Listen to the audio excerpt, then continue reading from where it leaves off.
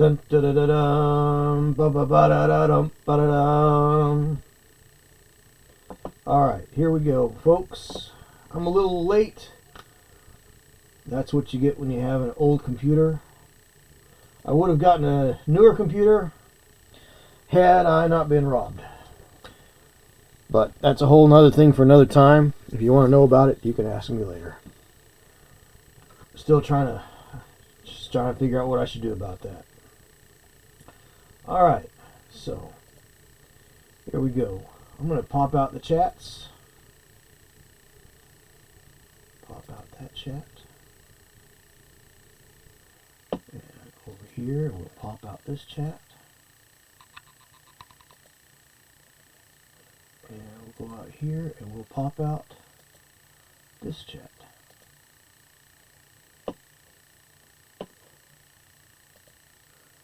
And since we've got the chats popped out, we will size them accordingly.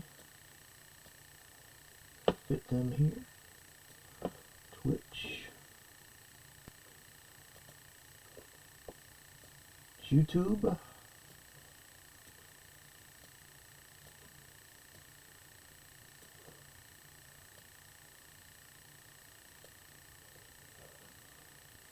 And the Rumble.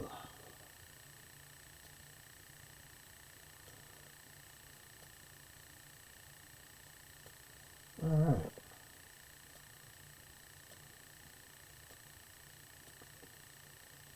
Alrighty, here we go. So, hopefully you all are able to join me from the beginning to the end tonight. Sorry, I am 17 minutes late, 15 minutes late, really. Yeah. It was just one of those things. Old computers, what can I say? Alright, so I have been working on, let me just rinse I had some pizza a little bit earlier, and I washed my hands, but it still doesn't feel like I washed them all the way. It feels like I got some grime on them still.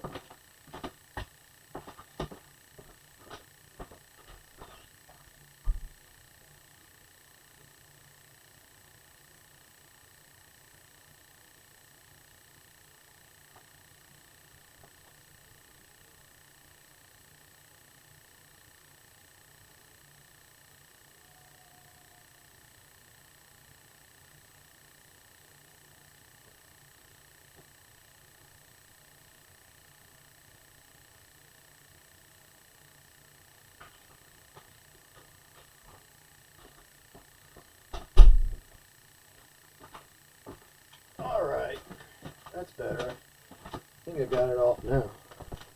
Just felt like there was still some pizza grease on my fingers. So anyhow, these are Reaper Goblins, and I used green stuff to build up the base and match the texture on the base that was around it. And as you can see, I've blacked in all the places where there's going to be metal bits. And yeah, so I need to do the strap for his quiver there still, and his arrows up yet, but I think we're going to be able to get these done tonight. And yeah, so here we go. We're just going to go ahead and finish these little dudes up. Will I get them done tonight? Maybe. Will I start on something else? Probably. I've got enough things to start on. I've got some things primed up and ready to go, so that's always a good thing. I hope everybody's been having a good week. My week has been a little bit better. Weather has broken a little bit. I went out to do a job, to look at a job, to see if I could even get in, and I couldn't get in because the driveway was still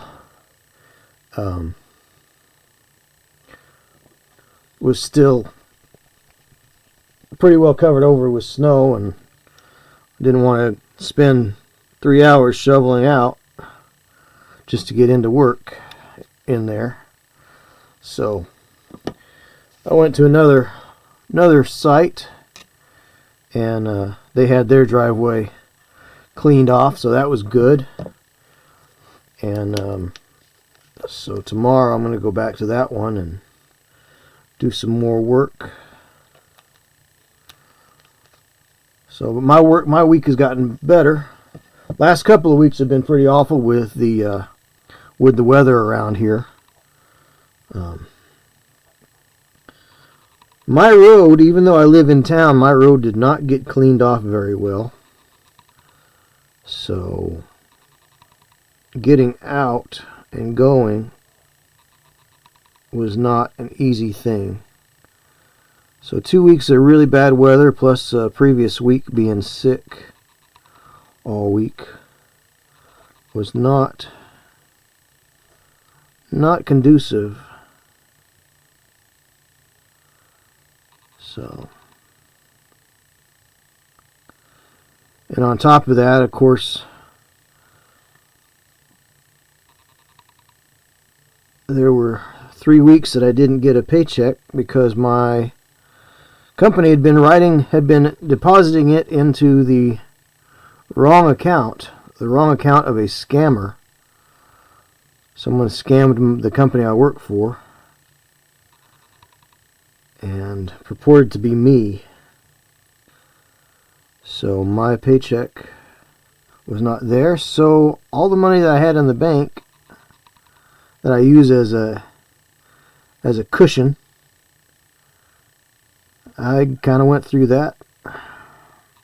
And even though I did get my paychecks rewritten for me, it's going to take a while to make that money back up, you know. So, if you're watching out there, there are a couple of ways you can help me. You can hop over to Twitch and buy a subscription for the month, or 2 or 3.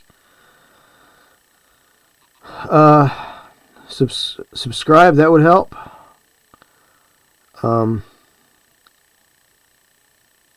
On Rumble, there's also a Rumble rant, which is like the super chats for YouTube. Because YouTube, I don't have enough money. I don't have enough people. I don't have enough of the YouTube clout yet to monetize. So, if you want to help me out and throw down on some Rumble rants over on Rumble, you're more than welcome to do that. I won't turn it down. So those are ways you can help me if you'd like. Hey, Black Skull.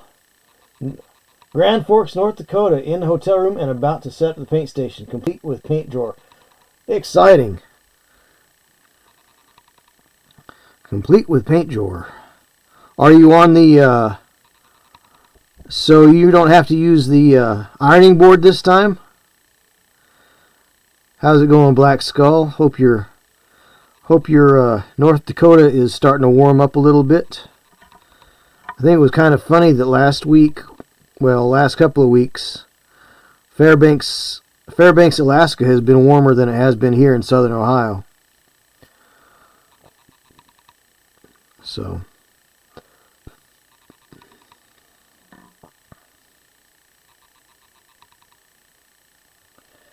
let's see. When coming back from dinner after a long inspection day, I decided to stop at the local game store here in Grand Forks. Always a good idea.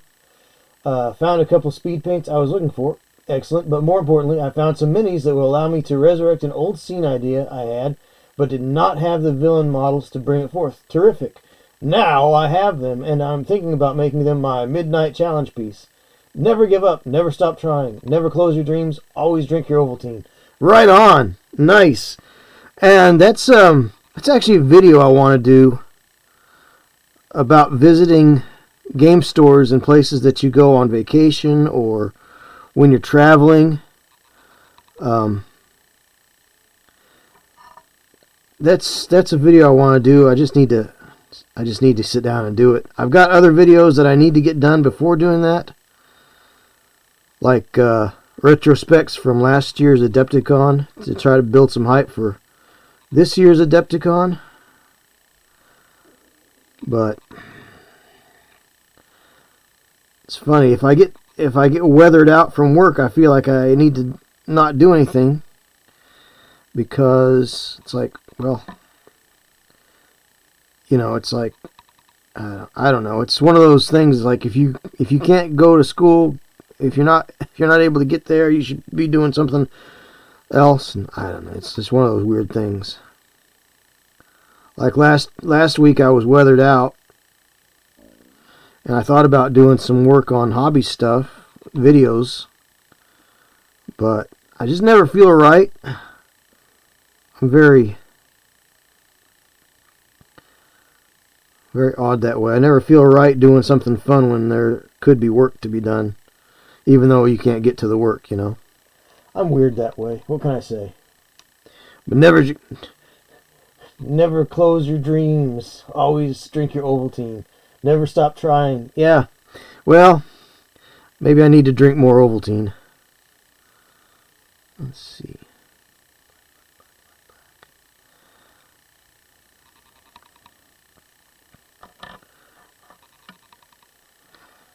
I think they still make it.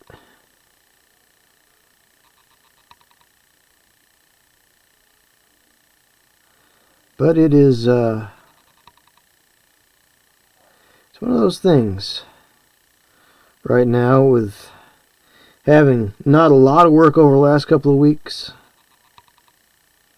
Being sick, basically not having anything to do for 3 weeks almost.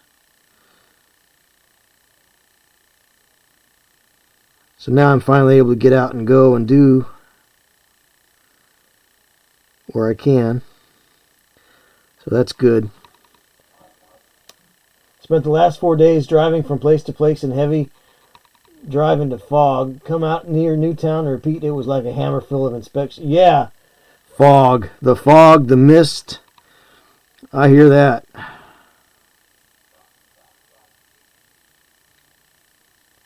Well, I drive a van, and vans are notoriously squirrely when it gets snowy. Rear-wheel drive only. And even though I have all the weight in the back, it should weigh it down, right? You'd think. But it doesn't.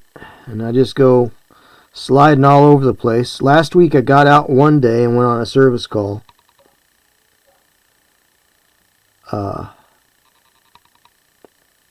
But it took me 2 hours to get out of my usual parking spot.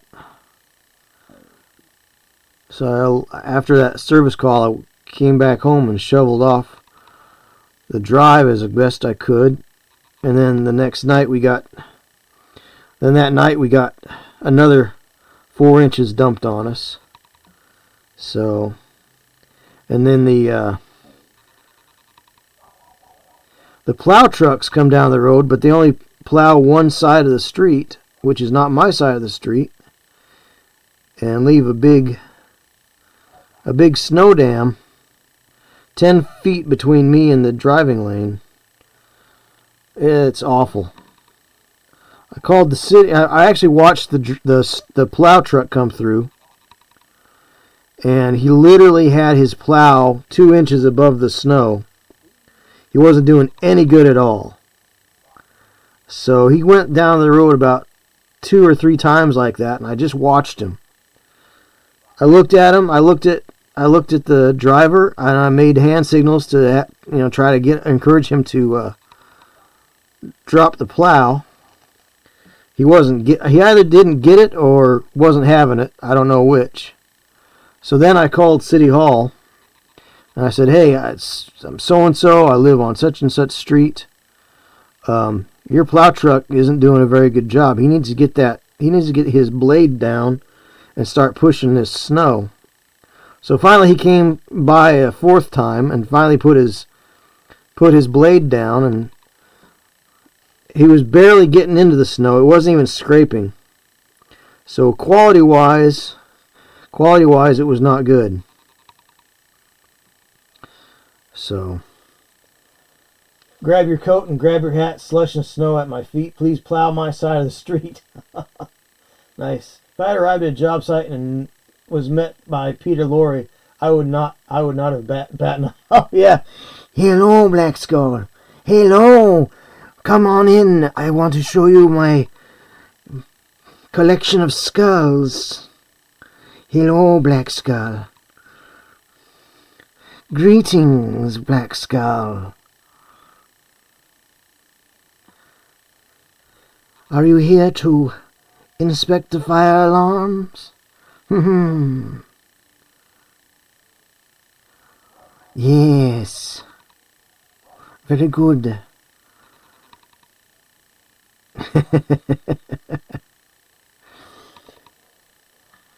I'd like to meet Mr. Price, the vice principal. I'd like you to meet Mr. Price, the head principal. Oh, hello there. I'm Vincent. I'm Mr. Price, but you can call me Vincent. Oh, yeah. Tell you what.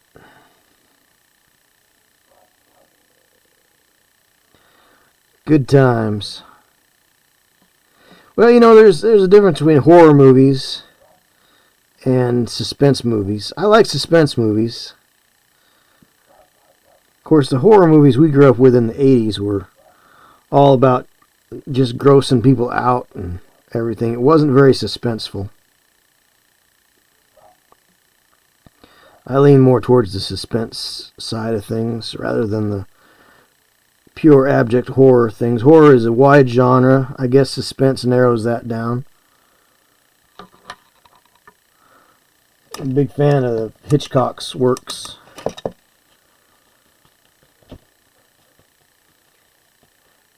That's it. That's it. You must go on the stage. Right on. Let's see. Let me do that shoulder strap up real quick. And I will be using the finest brown known to mankind. This is Army Painter's War Paint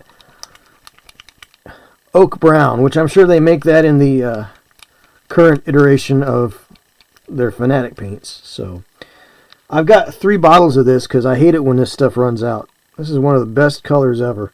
Best brown ever made.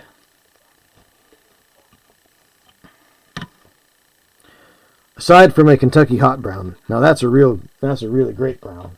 But that's food. Kentucky hot brown is a it's basically like a chicken cordon bleu, but deep fried.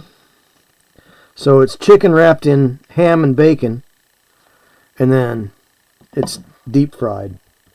So what was suspenseful was how they managed to get you to release $20 from your pocket for a movie. Yeah.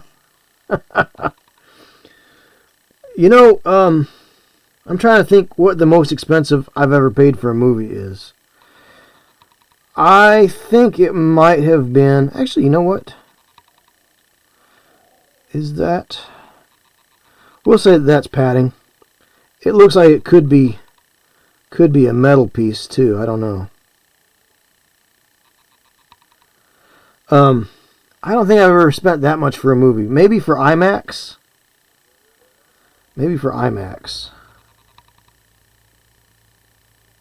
But,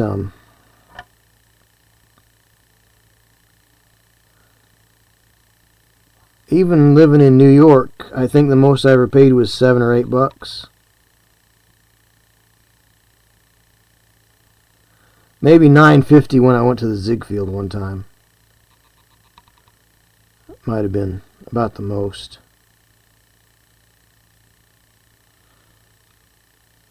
But I usually try to get to a matinee on a Saturday afternoon. I think it's before 3 o'clock.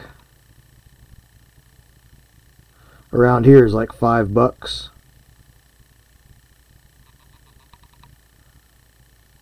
So, but there haven't been too many movies that I've been interested in seeing of late. Though I did watch the somebody put together a supercut of the Super Bowl trailers that aired last weekend. And I gotta say, it looks like 2026 might get me back into the theater.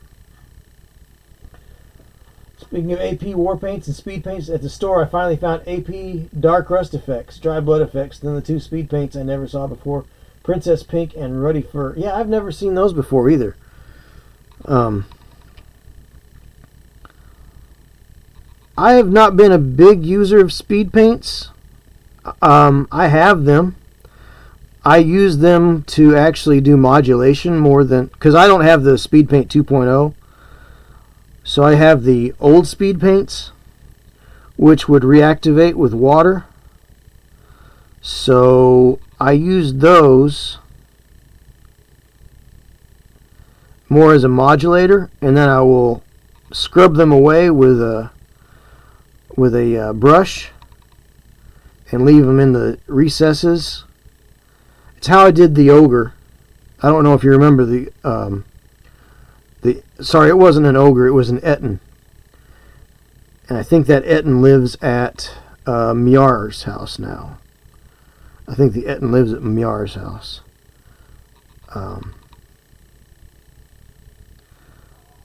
So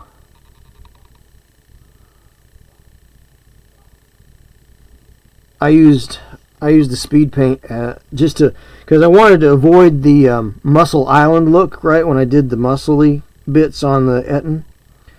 So I used speed paint as kind of a wash, and then I scrubbed it away from the high points, and I actually got a nice gradient between the low points and the high points of the actual skin tone paint that I used.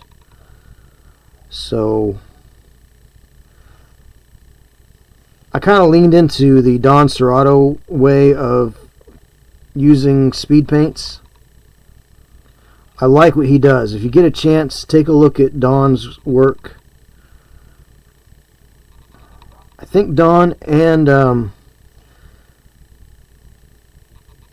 Sledgehammer Studios both have done work where they kind of lay out, they kind of sketch in with the speed paint, and then they go back over it with the opaque paints and just turn out some really amazing stuff.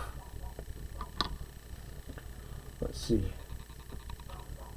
Oh yeah, modulation or filters. Let's see.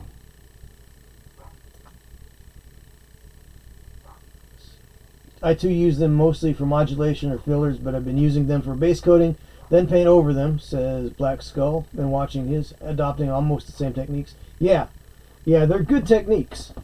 Hey, Brewski, we got Patty's Parlor, and we got Savage Brewski over here on Rumble. Thank you very much. Hey, there's some super chat stuff going on over there for Rumble. Sorry, I didn't see it. I've got my computer 90 degrees to where I actually do my work, and had I not been robbed, well, folks, I would be.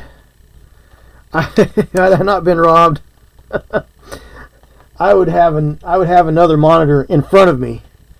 So, but thanks for the rants over there on Rumble. Appreciate it very much, fellers. Let's see. It's poop in the bed sucks if it's your bed. Yeah. In the toilet is the best results. Yes, I am checking my Rumble chat, Savage. I just didn't see it at the time. I've got my glasses off so I can see up close. Let's see. Black Skull said I'm adopting the same techniques. And we got Savage also checking in over here on the YouTube. And that means Johnny Depp's sacrifice was in vain. But in the bed of your enemy. Patty's getting a little wild over there. How's everybody doing over on the Rumble side? Good to see you, fellas. So, oh yeah, let's see. Oh yeah, eventually I'll get that Social Stream Ninja to work, and I'll be able to have everything in one place. I've got it to work one time only. So, all right, now we're going to do a little bit more work here. Just finish blocking in the black for the metallics, and then there's these little fur trims on these guys' boots that I think I'm going to go ahead. I'm just going to hit those with ivory and then give those a brown wash. So let's see. just rather pay you here than Twitch, my dude. Hey, that's fine, Savage. Appreciate it. Of course, on the other hand, on the Twitch side, there is the donation for the mental health drive, which is we only have about $109 to go yet, so there's that. If you're watching on Twitch, if you're watching on YouTube or Rumble and want to do that and haven't done it already, if you've already done it, don't worry about it. You don't have to make another donation by any means. No pressure. There's never any pressure here. But I do appreciate the Rumble rants, fellas. Appreciate it very much.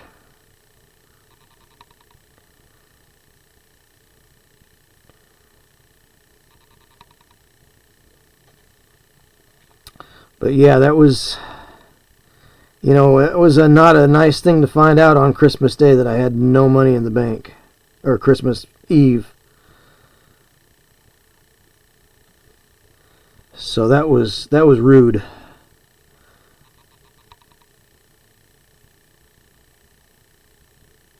So all the money that I'd been saving up to make improvements make equipment improvements on for the stream.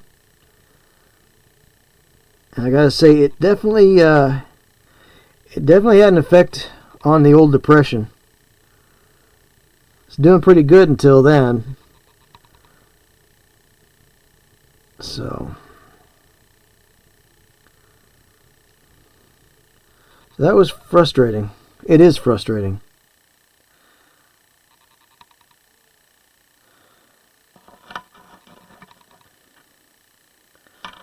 But it is what it is, you know. Let's see. Adopting the same techniques, Black Skull. Okay, we got that. So thanks for the rants there, fellers. And great. So anyway, so I'm just putting a little ivory on these boot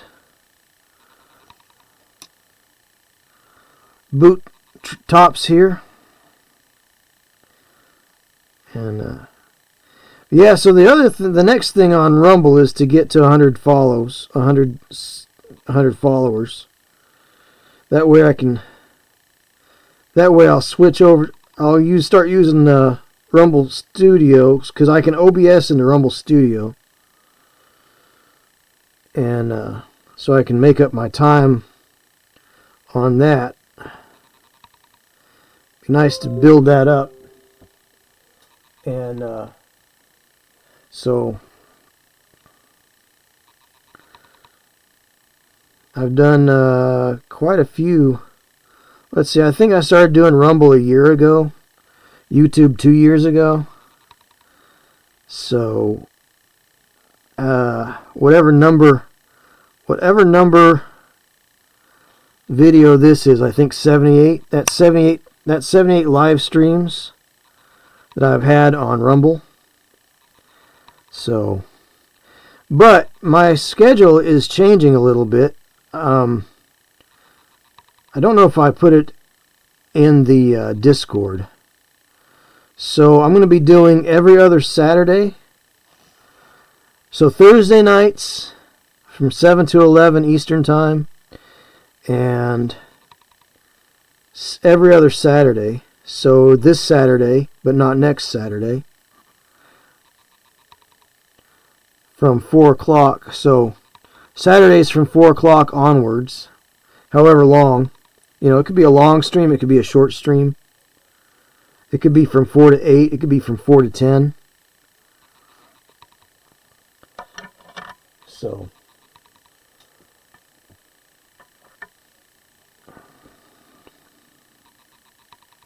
but I'm trying to just kind of have different viewing experiences, because some people don't like to get off of their favorite platforms. Like, some people like Rumble, some people like YouTube, other people have gotten accustomed to Twitch, and Twitch has been my primary, because it was the thing to do, the place to go, the thing to use. And I looked into Kick a while back, But kick is subsidized by gambling, and I don't much care for that. That's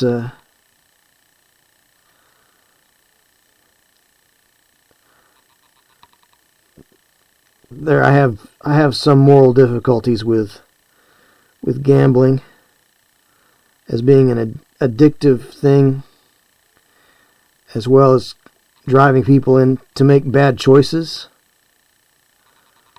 You know, I want to avoid encouraging people making bad choices. You know, they can make bad choices without my help. That's what I'm getting on. That's what I'm getting to say is people can make bad choices without my help.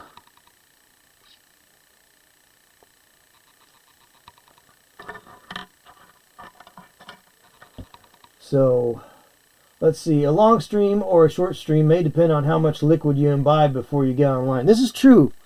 This is true, Black Skull.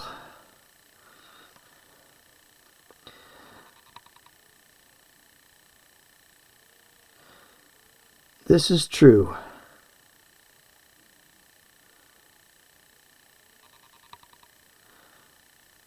Depends on what you drink, too, you know.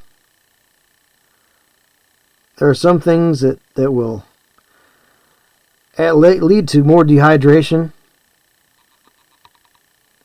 than hydration.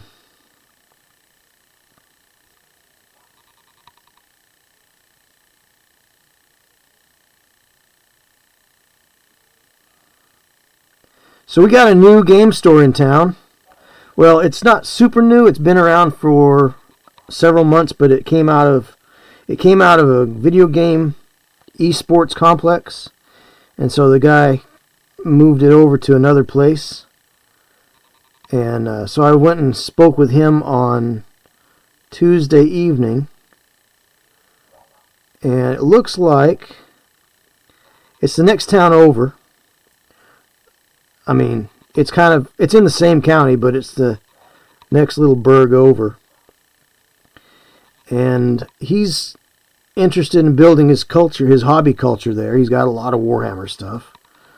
Take it or leave it, you know. But I do want to help him build his hobby culture there at the store, and he's interested in having it. So next Saturday afternoon, I think I'm gonna go over and help put together a bunch of the giveaway Space Marines that Workshop sent him. Get those primed up and maybe do a little impromptu workshop. But I'm looking for ways to make my hobby pay a little bit more. I've been talking about doing classes in the area. Hey, Miar, how's it going? Got to drink that W. Yeah, exactly. So, folks, remember, whether you're on, no matter what platform you're on, remember, if you go to w.gg and get your order, use my code ROKKITFUEL, Rocket Fuel, ROKKITFUEL, you can get 10% off of your order. Of course, up until midnight tonight, they have got a BOGO deal. So, buy one, get one. And, of course, I won't get anything out of that, but it's a good way to try for cheap. Each tub gives you 30 servings. It's recommended only one serving a day. So, for about $1 a day, you get a better energy experience than, say, Monster, or at least I will say I get a better energy experience than Monster or Red Bull or any of the other competitors there. Sugar free. I don't get the crash. Now your mileage may be different, but I don't get the crash that I get with some of those other energy drinks. It's also sugar free. So what's not to try? Fascinating, interesting names of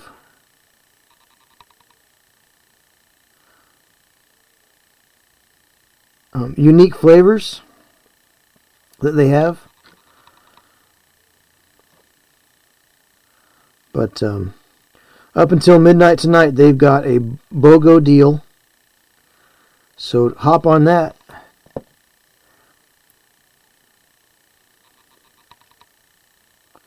And then if you do return and want to use my code for further purchases, feel free to do that.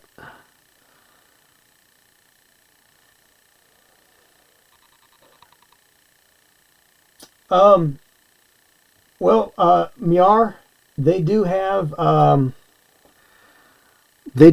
drinks. They do have some in cans. I think they had cans for a little while.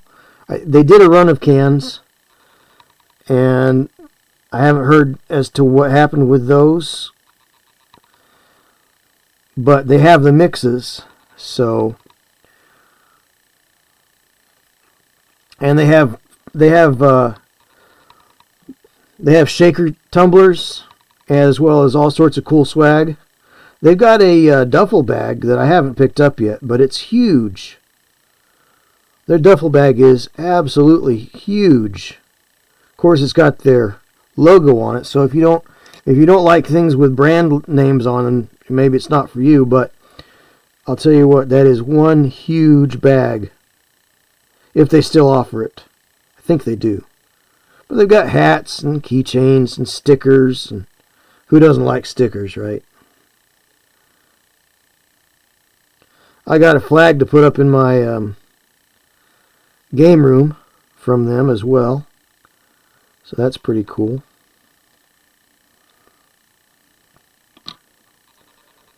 Let's see. So my stepdaughter moved in. Got any room to bunk? Oh boy. I thought you were trying to get kids out of your house there, Miar. I mean, hopefully she at least is a little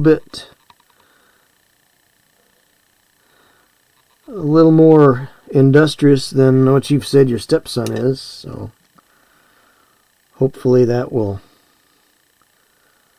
not be too much of a burden. I mean, an extra pair of hands around the house aren't bad if they're not abject to doing chores, you know. Let's mix up a little bit of this brown, and we'll do some highlights while we're here. We'll mix up some of that oak brown into this ochre here, and we'll do some highlights. This is not really a super duper amazing paint job I'm doing on these guys. I just want to get them like the Knolls. I just want to get them on the table. I'm not really doing a real display quality paint job. Just kind of quick and dirty and sloppy. Trying is the key word here. You're going the wrong direction. I'll pay in foot rubs. Patty's Parlor over here. Oh wow. Over here laying down the hamster? Is that a hamster or a pug?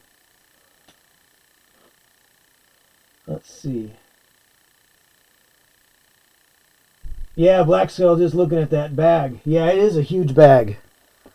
I mean, that's, if you need a big bag for hauling your gear to and from conventions, or want to load your stuff up, all your loot, it's a great loot bag. I haven't got one because I got a couple of loot bags from Miniature Market. Hashtag not sponsored. Call me, guys. I spent enough money at Miniature Market that they should probably look into sponsoring me, but you know. But I've got a couple of big bags from Miniature Market that I picked up at Gen Con. They were like $20 a piece. So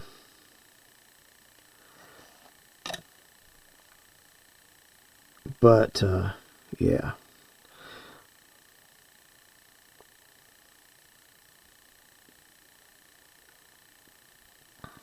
But that was during Gen Con, and I needed some bags to get stuff home. So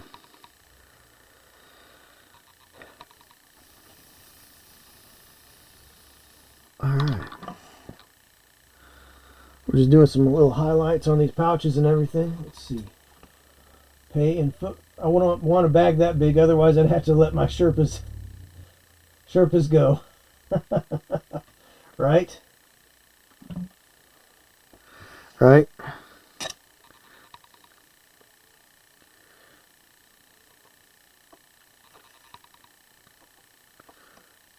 Well, I mean, you definitely want to help the jobs economy there with your Sherpas, Black Skull. No doubt about that. Let's see.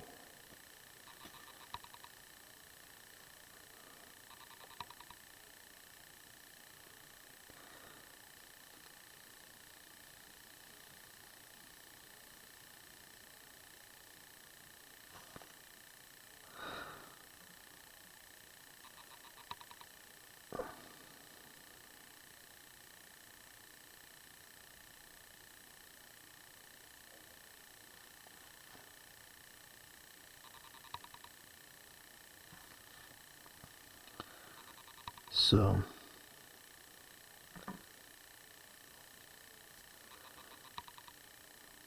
and shows I recommend out of the week that everybody can benefit from. Check out Build Paint Play on Tuesday nights. Pretty good stuff.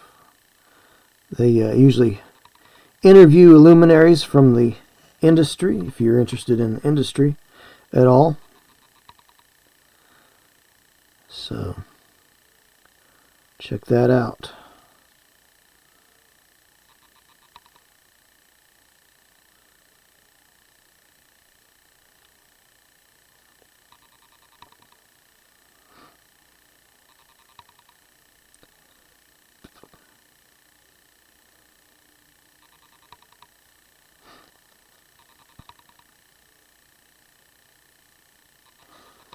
Let's see, absolutely, it wouldn't be Adepticon if I didn't have all my stuff being hauled by Tibetan men leading musk oxes laden with my gear. Hey, I'd like to see more of those musk oxes around Adepticon,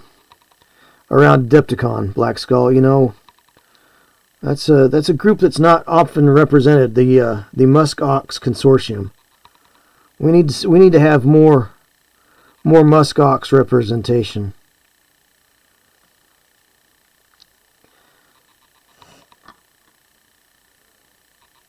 So make sure you keep those musk oxes busy. Have their Tibetan handlers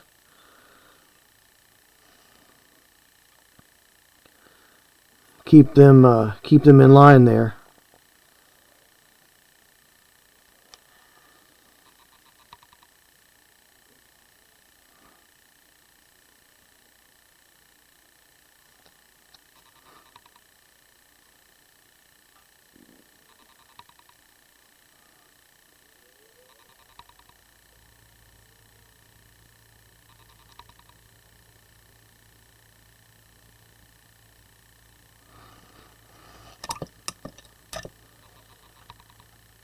If you don't keep those beasts occupied, they run amok in the lobby like a bull through the golden demon cases. I think Patty says he thinks it's a little dancing pug. Pugs are cool. Pugs are cute. We didn't have a pug. We had a Lhasa Apso. They have sort of that shorter snout and that underbite as well, but they got a lot more hair. Speaking of Tibetan things from Tibet, we used to have a Lhasa Apso, and evidently they're a watchdog, not a guard dog. They're not there to tear you apart, but they are there to set the alarm or sound the alarm. So she was really good about letting us know who was coming up the drive, or whether or not there was deer outside, or anything going on in the whole neighborhood. She was a good dog.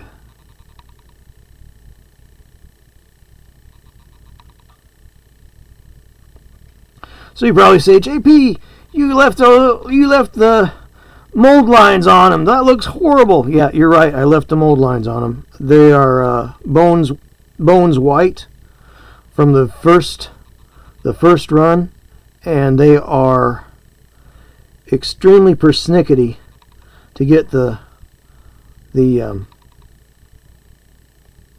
mold lines off of, so I don't even bother, because either these are for rough play anyhow, for like at conventions or just teaching people how to play in an informal setting, especially if people are just learning how to play miniatures games. Song of Blades and Heroes is a good one.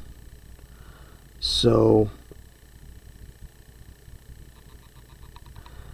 I like to use that just to get people comfortable with the idea of pushing miniatures. That X-Wing's a good one.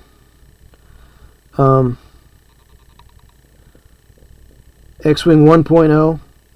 And I don't really have a lot of the really fancy ships, so I'm not too... It doesn't get out of balance too far when you don't have the fancy ships going on.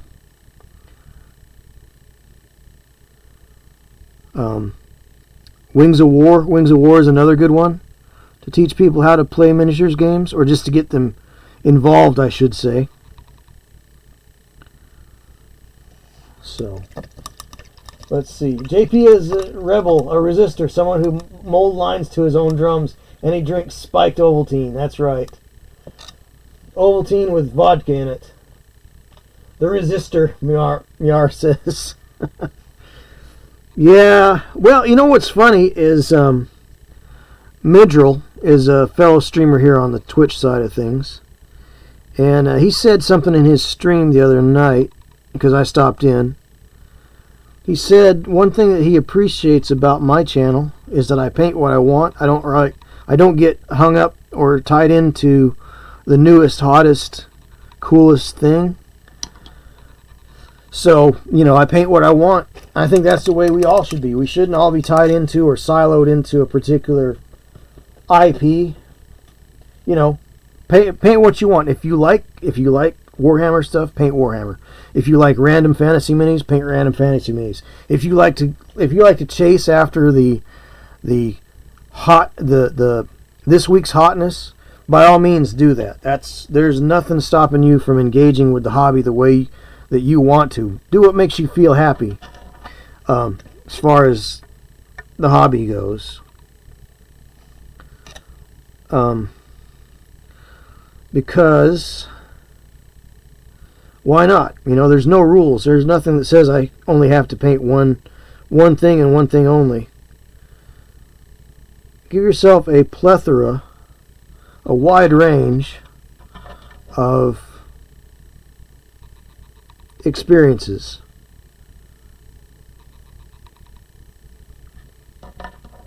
Nothing wrong with that. Let's see. Patty says, I need to get going. Glad I caught up to you. Love you. Okay. Hey, man. Thanks for stopping in, Pat. Have a good evening. Are you doing inking and thinking later tonight?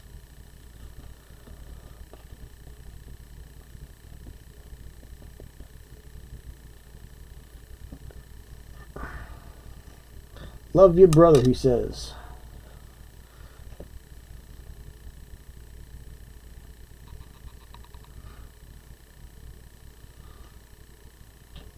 So, all right, very cool.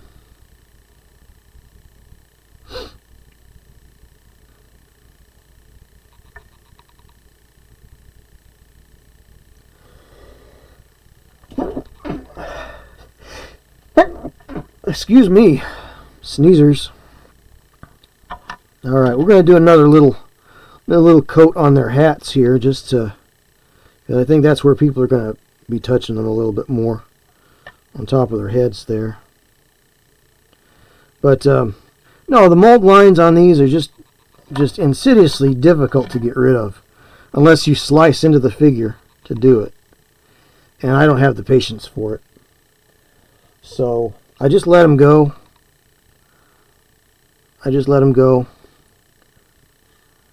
Now hard plastic, definitely. I'm death on mold lines on hard plastic. But this soft white PVC is not worth the effort. Now sometimes what I've done is I've painted the bones figure, and I've really enjoyed it, so I've gone ahead and gone back and bought the metal figure that they're based on. And I think that's really the way to go. Get the cheap ones, learn how you want to approach it, do an experimental paint job on it, and then buy the actual hard metal casting from Reaper. And I think it might enhance the experience, you know. So that's what I'm thinking.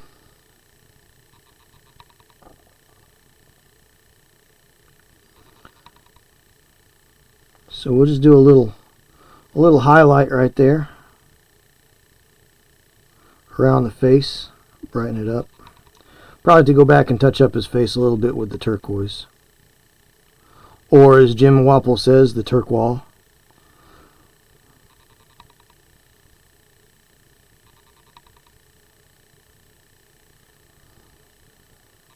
I don't know if that's going to work out really good. That might be more work than it's worth. But I would like to do some highlighting on these bows. I would like to do some highlighting on the bows here. Let's see. I'm going to use that, he says. Miar says.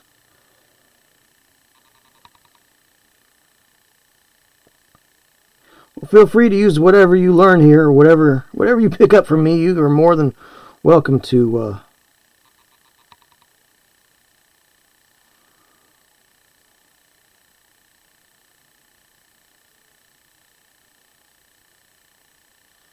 more than welcome to.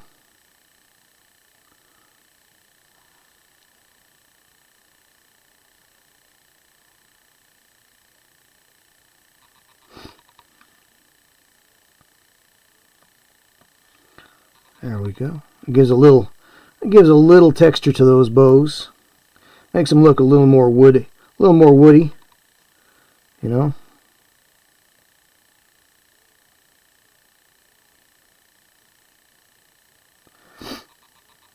A little more woody. No, don't. Turquoise. No, don't do it. It's a trap. It's a trap.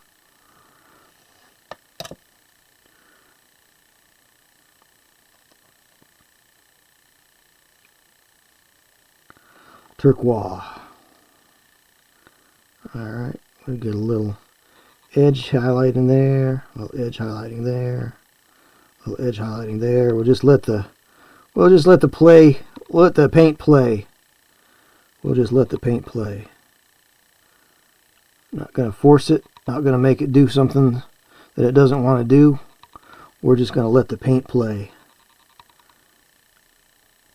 Just take real light swipes at it. Almost a dry brush, but not really.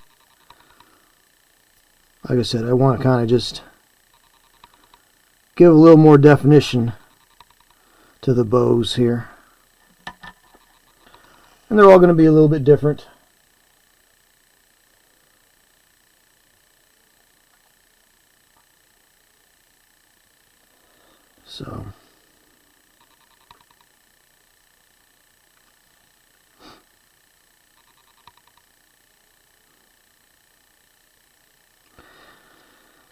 So there we go. But yeah, I'm going to try a different schedule this year and see if it doesn't help build the channel a little bit better. Tuesdays was always weird. Tuesdays, those 2 hours between build, paint, play and 11 o'clock.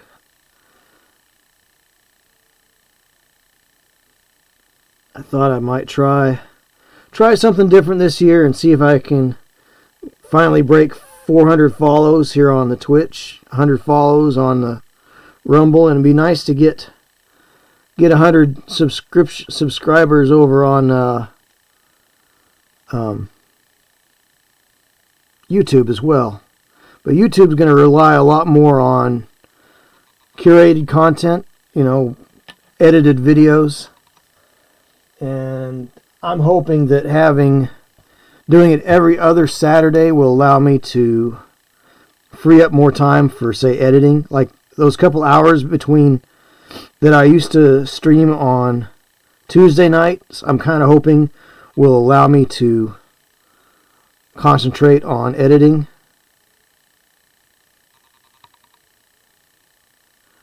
And then the goal is, what I'd like to do is I'd like to have an upload schedule that's somewhere between, say, Paint Bravely and Tabletop Minions Friday stuff. So I'd like to be able to lean into that schedule of something for people to watch every day. So you could have like Adam on his Friday videos, maybe me on a Thursday, drop a video on Thursday or something like that,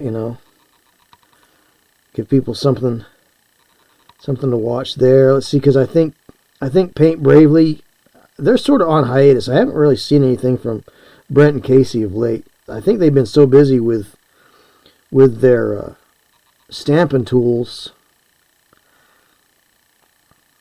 I think that I hate to say that they're overwhelmed with it, but I haven't seen any of their usual content.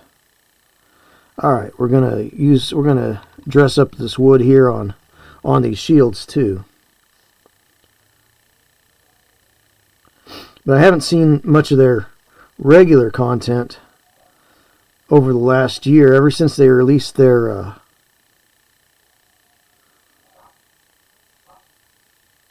logo stamping tools there. I've not seen much of them. I've not seen too awful much of them.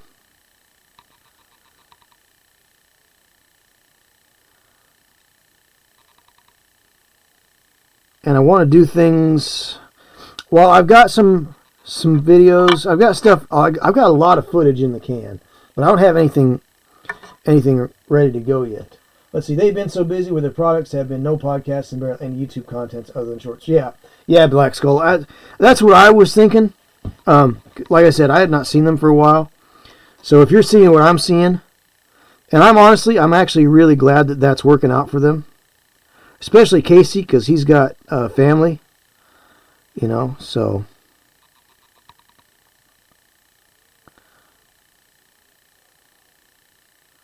I mean, Brent's got his cats, but I think he's living, at least last I knew, he was living in above garage apartment at his folks' place.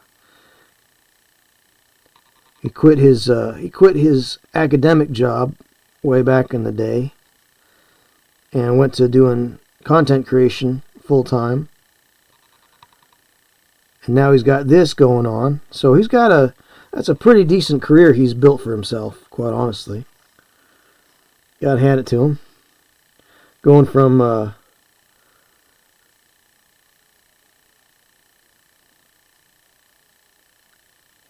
sort of a lab assistant, adjunct professor type,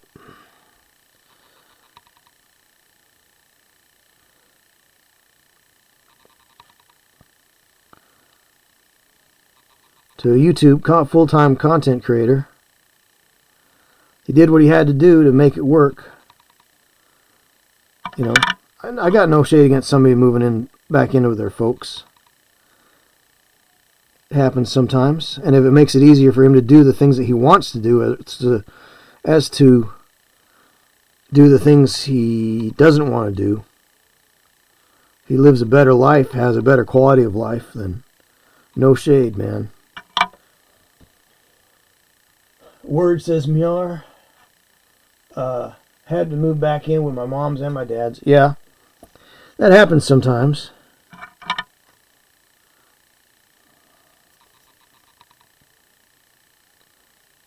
I mean, I moved back home when I was 26 after having worked out on my own for a while. But I also moved back from out of state, so I didn't have anything to really get in on. other than the family business when I moved back from out of state. So I lived with my folks for a couple of years until I found another place for myself.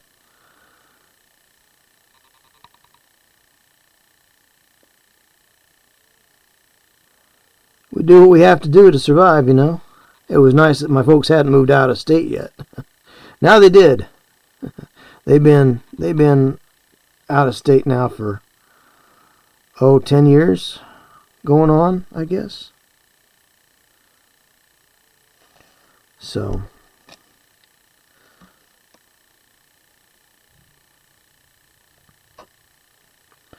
but over the next couple of years I'll probably be cutting down on a lot of my convention stuff. Now locals I'll probably still do because they're just a weekend here and there, or a day, like a lot of single day events.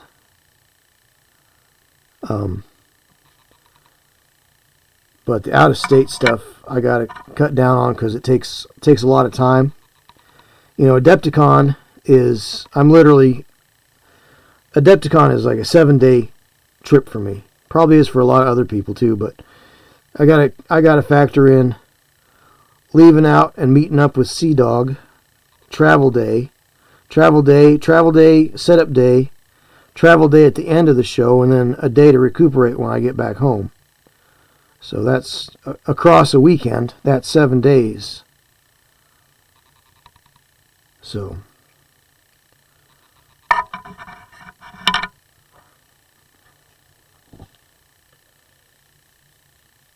how dare you? I gotta stop saying that. I say it to everything now. How dare you? Well, I mean, what's your name? Made that a very popular statement, you know. It's good words. How dare you? How dare you, sir? I mean, it depends on how you go with it. You could be the refined gentleman. How dare you, sir? Swords at dawn.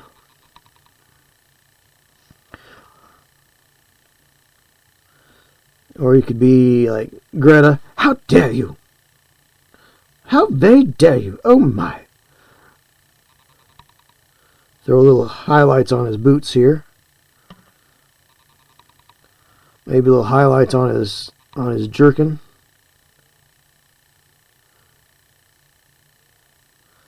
I don't know why I'm doing highlights. It's really too much to go for these because they're just gonna. I think I'm gonna throw a wash on them if I have to, but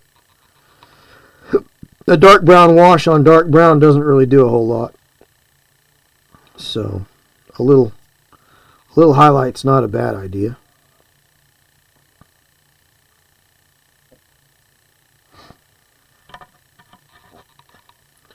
Let's do a little highlight on the spear haft as well.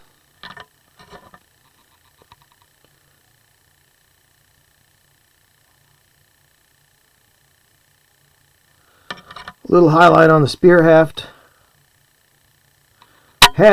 Spear haft. Couldn't he buy the spear whole? Well, I think the haft is whole, isn't it? Let's see. Greedy Twins, how's it going? Yes, talking about Reaper. Oh, let's see. Black Skull.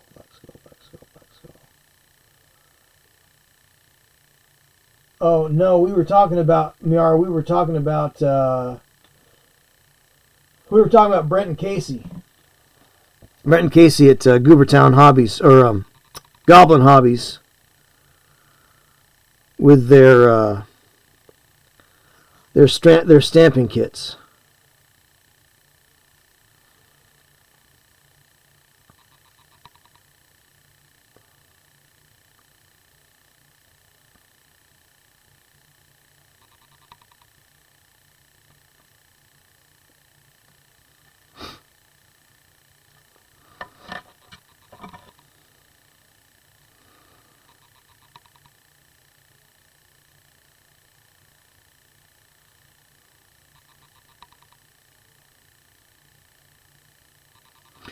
Now this is one of the Monument Hobbies.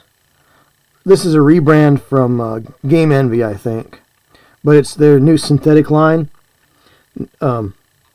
It's actually a synthetic line from from Game Envy, but it's Monument Hobbies transfer on it. So, and it's starting to hook over and get a little raggedy,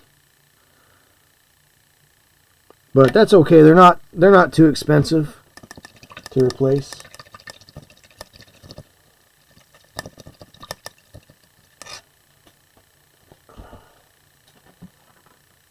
Let's see.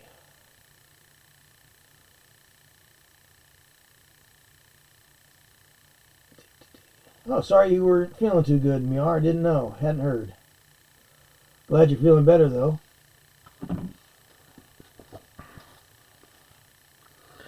Let's see. Oh, we'll just, we need to get a little highlights on his, here's spear haft.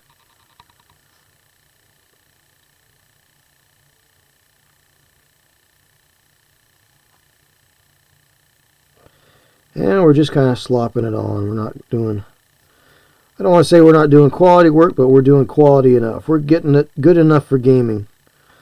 That's the thing about these Reaper figures, especially from the Bones 1. You know, high quantity, low quality. If you get a lot of something for cheap, I think you're a little more forgiving for lesser quality. Not that they're actually terrible, but they are not, they're not what they've become. They've gotten better with them. But the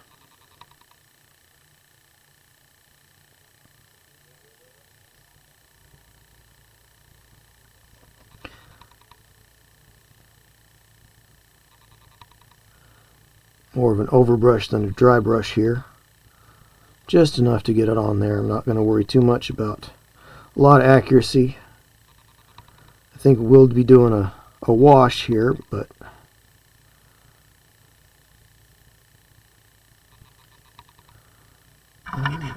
that's pretty cool. Let's see how we're doing here. Alright. I think what I want to do, what was it Stalin said? Quantity has a quality all its own. It's not quality, it's quality. Quality. Alright. I'll go with that. Alright, let's see. There are a couple other little details I wanted to touch up on these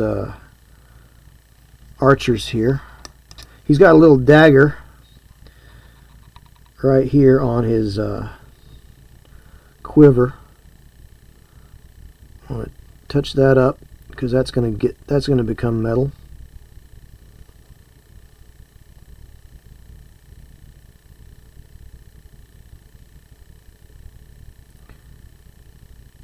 And the fittings on the scabbard there. So, is it a scabbard or is it a sheath when it's a knife or a dagger? Is it a scabbard or is it a sheath? Comment down below, let me know. What would you call it?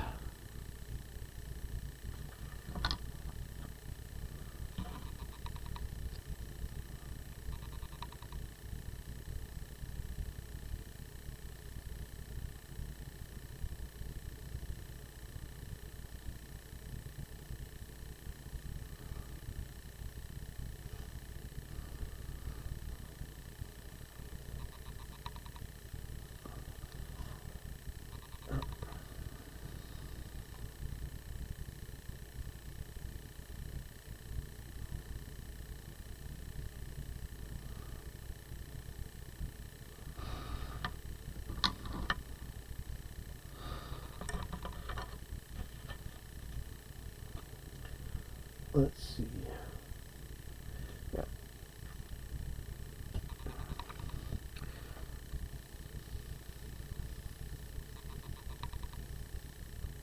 No, I was planning on getting a camera switcher so I could have 3 or 4 cameras going at one time. Have double coverage, have coverage on my face, maybe set up a turntable, have that going. Get a new computer.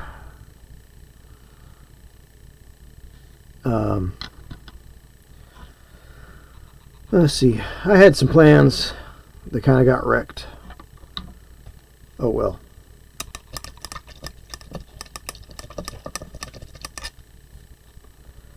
So, working back from that. Let's see, what's next here? Let's go with some gray for these arrow fletchers. I think I'm going to leave the arrows themselves black. Although, what I might do is I might give them... Let's give them a little dark blue. I'm going to make some... Sounds like you need a lady. No. That ship has long since sailed, man. Noise.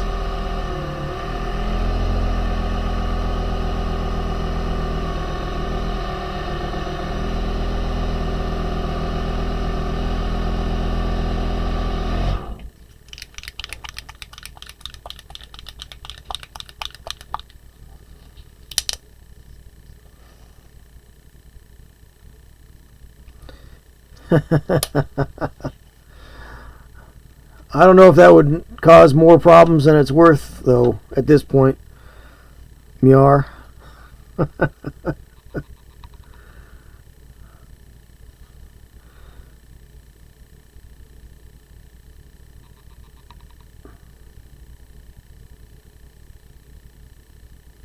Alright, we'll just use some dark blue to give those a little more definition than just black.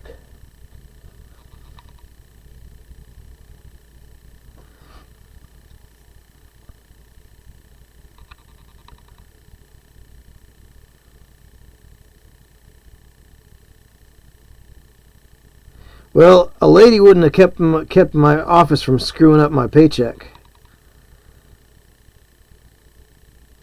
I'm still mad. I'm still trying not to be too mad that they didn't even bother to check with me to like verify it. I'm trying not to be upset about it.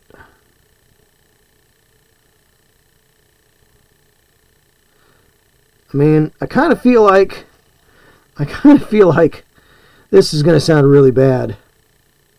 I kind of feel like if they can't bother to check with me about something like that, I can't bother to check with them about whether or not they have work for me. You know? Like, there's 4 outstanding items. Are you done with them yet? Nope. Nope, I got 4 outstanding items yet to do. I'm not done with them yet. Which I'm working on them this week. I mean, after this week, I'll have 2 outstanding items. So, it just makes you feel. I don't know. I don't know what it makes you feel. It makes you feel upset and frustrated. And, I don't know.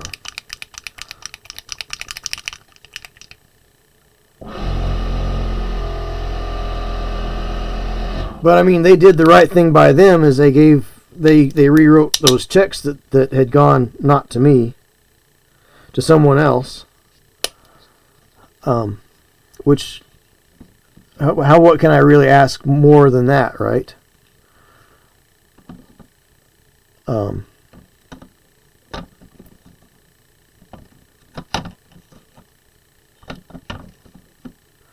So.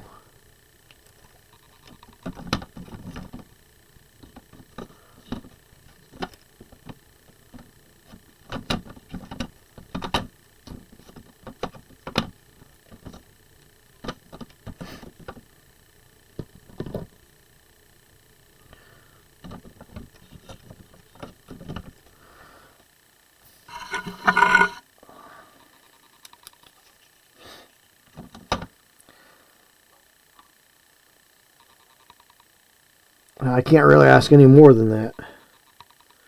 But because they didn't follow through due diligence, it caused me to have a loss that I would not have had otherwise. You know.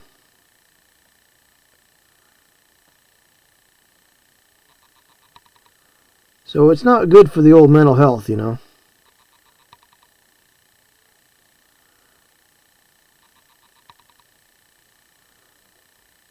When you got bills to pay. Yeah. What can you do? What can you do? Do I go on GoFundMe and ask and beg and ask for help that way? I mean, bills still come whether you have money or not, you know.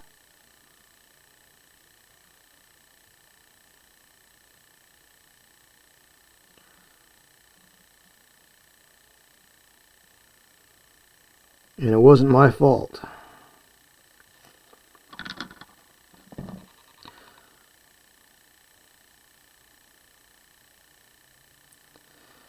I really need to stop talking about it. Stop being so upset.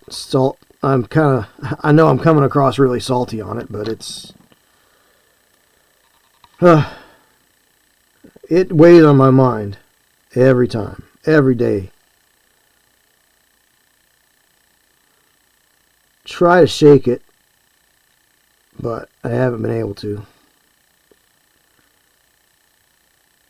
Put my nose to the grindstone. Put my shoulder to the wheel and my nose to the grindstone, right? And just make up what I can. Live frugally.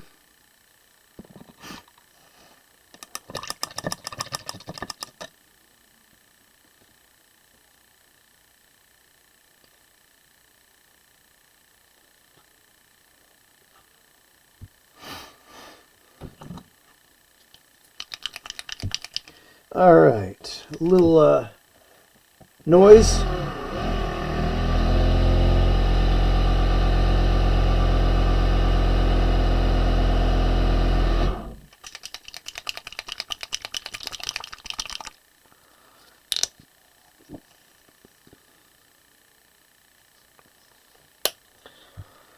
Anyway.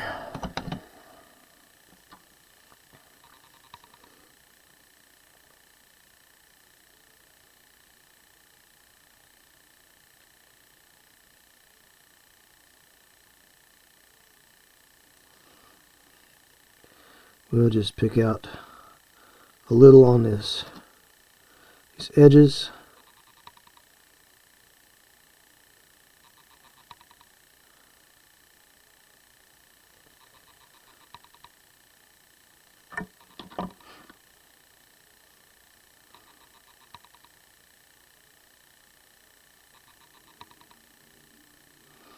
But it is frustrating. It is frustrating.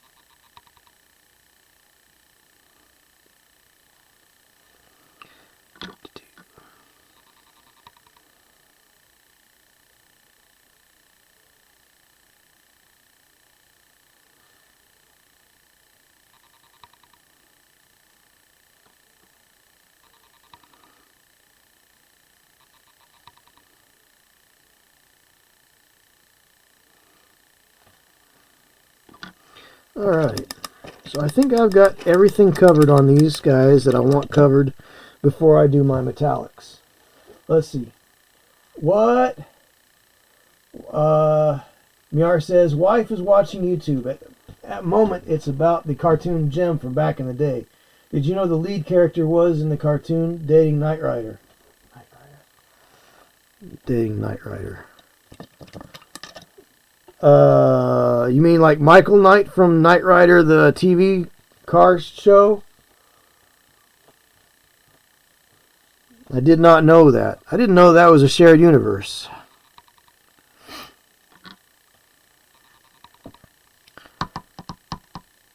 Oh. Huh. Yeah, neither did I. Go figure. Alright, we'll use some good old chainmail here from Vallejo, or as we say here in the States, Vallejo game color. Just that. And might use some of this tinny tin. And I'm gonna break down crying whenever I lose my tinny tin here, because I don't know if they even make. I don't even know if they make this color anymore. I'm sure somebody makes an equivalent, but tinny tin is the equivalent to tin bits. Games Workshop sold tin bits. Not to be confused with Timbits.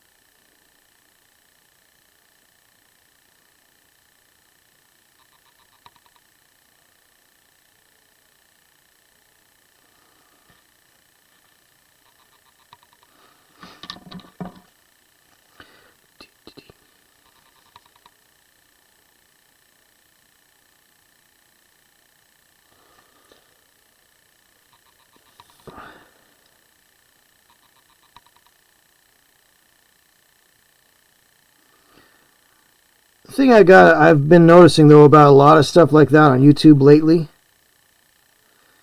is that there's a lot of AI slop and misinformation. So if it's like Toy Galaxy or retro blasting or something with an actual person, usually that's pretty reliable. But I think sometimes there's some of these videos that I've watched about retro cartoons and the like of late that are written by AI, narrated by AI. I think the AI probably even scrapes for photos and videos.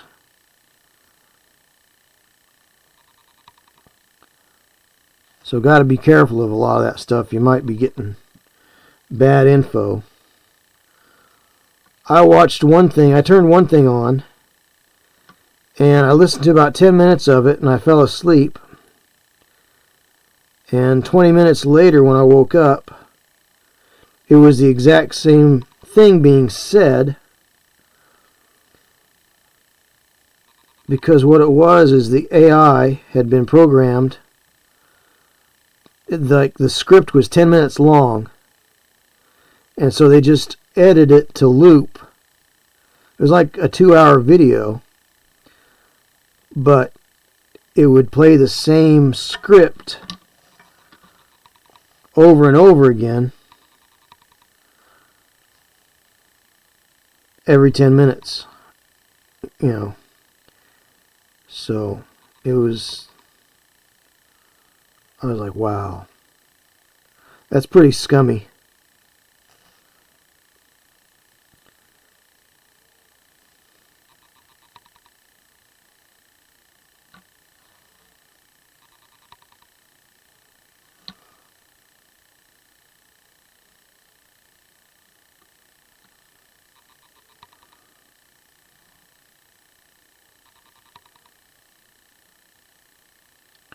And it's all done for the clicks to sell ads and get revenue. So YouTube is never going to go after the AI shills. Let's see. I'm going to go visit Monster Den for a bit. We'll see you again. Keep up the good work and drink your Ovaltine. Thanks, Black Skull. Have a good evening. Say hi to Monster Den for me. He usually dips out about the same time I dip out. If he's still up, I might come over and raid him. I haven't raided him for a while.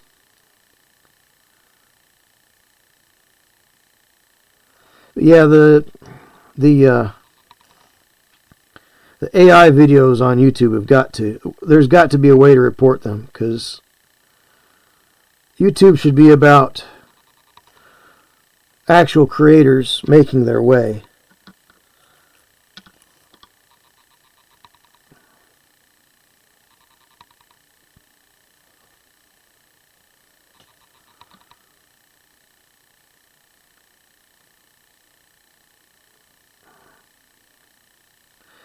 Yeah, I will definitely give my greetings to Monster Den.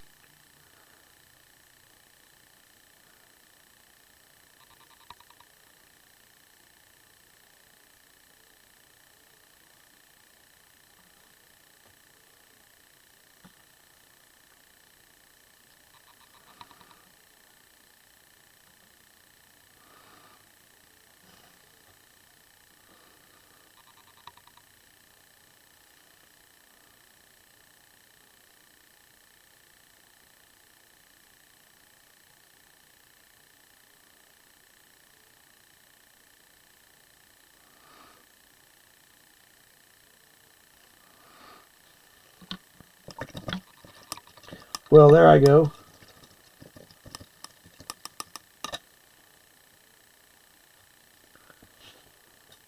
Yeah, it is, Miar. It is. And some ads are like 45-minute long videos. Have you ever noticed that? It's like ad. So you're like, okay, well, I'll sit through this. And then it just keeps on going and going and going and going and going and going. And it's like, that's not an ad. That's a full-on video.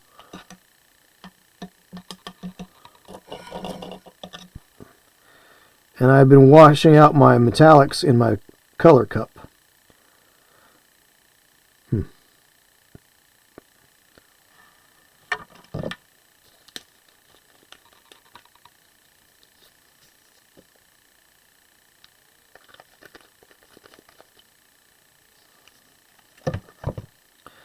That's not good. That's not the way we do here in the Pocket Dimension.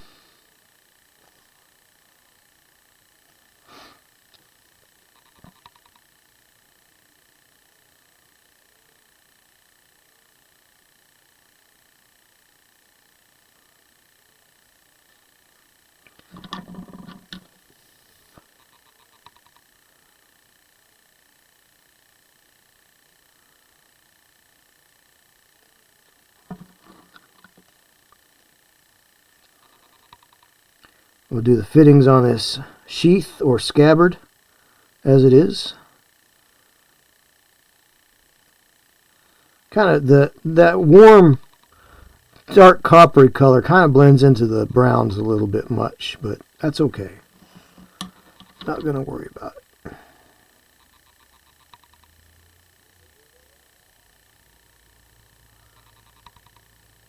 We'll leave that scabbard black just because. Why not? Why not?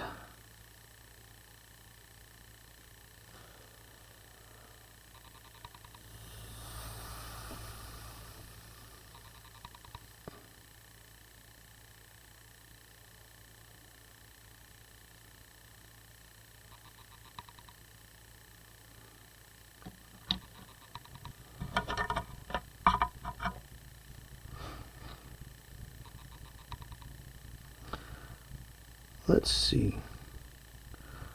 Let's cover these with this 10 bits. Let's cover these greaves with the 10 bits. See where this takes us. We may go back over that with chainmail metal and kind of leave the tin bits in the recesses just to make the, not tin bits, but tinny tin. I think we'll do that just to make it look dirty.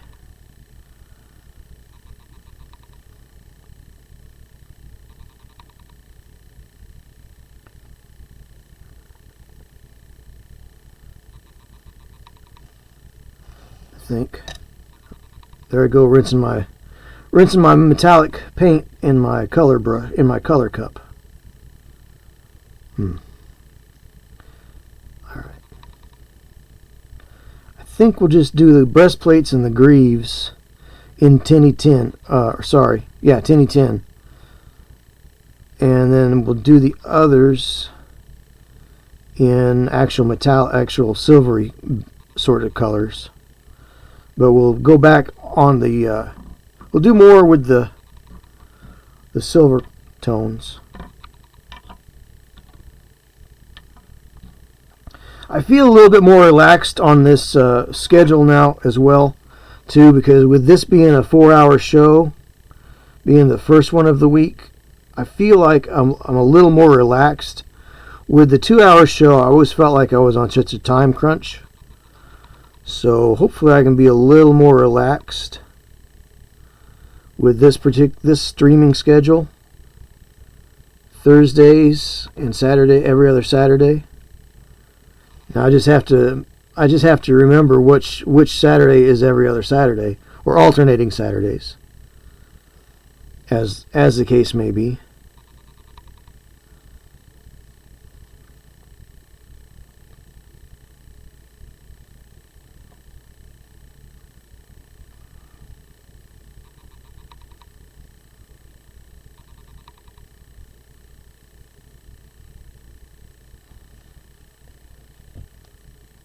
Greedy says, sounds like a good schedule to me. I think it's going to be a good schedule. Like I said, the Tuesday night 2 hours was it just felt rushed. I felt like I had to go fast and paint fast, and I couldn't be quite as relaxed. I got enough done. It's the nature of streaming, because you are dividing your attention between the screen and the project. So it's just the nature of the beast.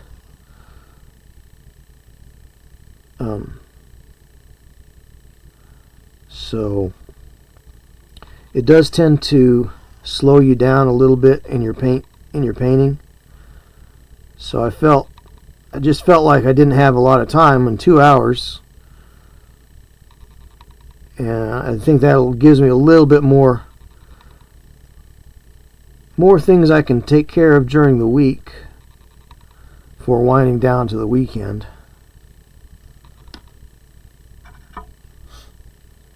So I think it's going to be a little bit better for me for accomplishing things around the house as well.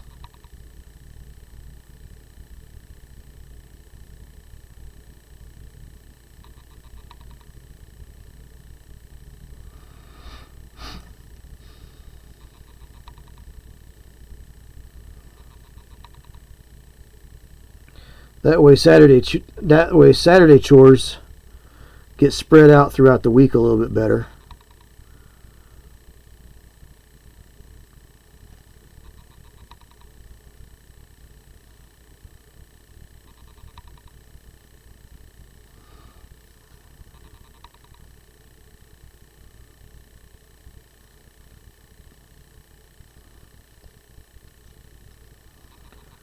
I think it's going to be better. It was something I've been thinking about for a while. How do I change things up? Do I change things up? And what happens if I change things up? I think Saturday will give me a little bit more visibility, possibly. It might engender more viewership.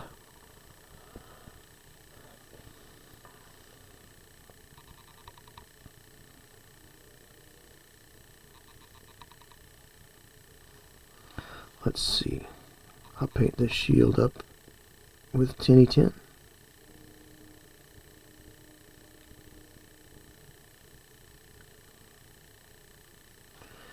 I will do his armor up in tinny tin, I think.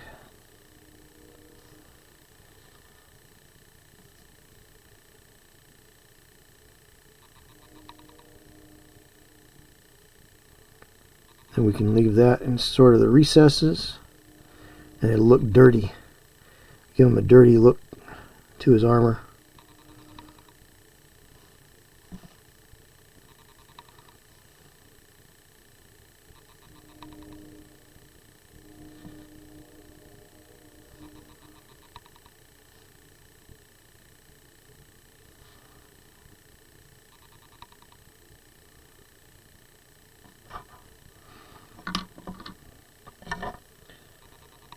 So, yeah, I'm looking forward to the change.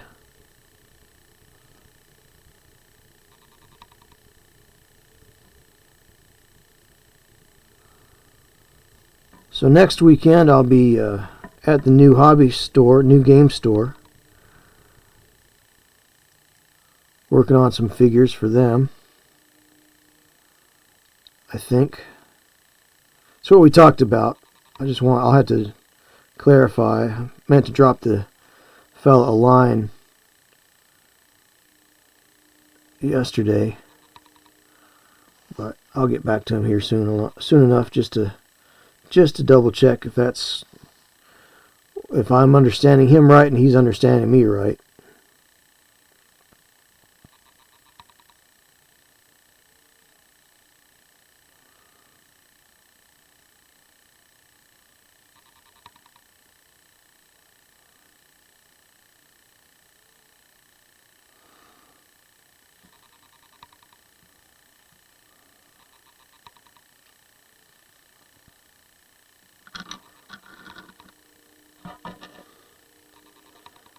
Let's see. Miar said, "Sorry, got lost searching a game, and as told about, I fell into a deep hole." Oh, nothing to apologize for, Miar. You're doing your thing on your time, man. You are more than welcome to get lost down a rabbit hole looking for something. It's the internet. You can do that.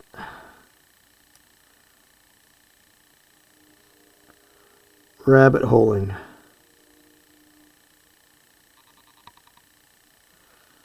Nothing wrong with that.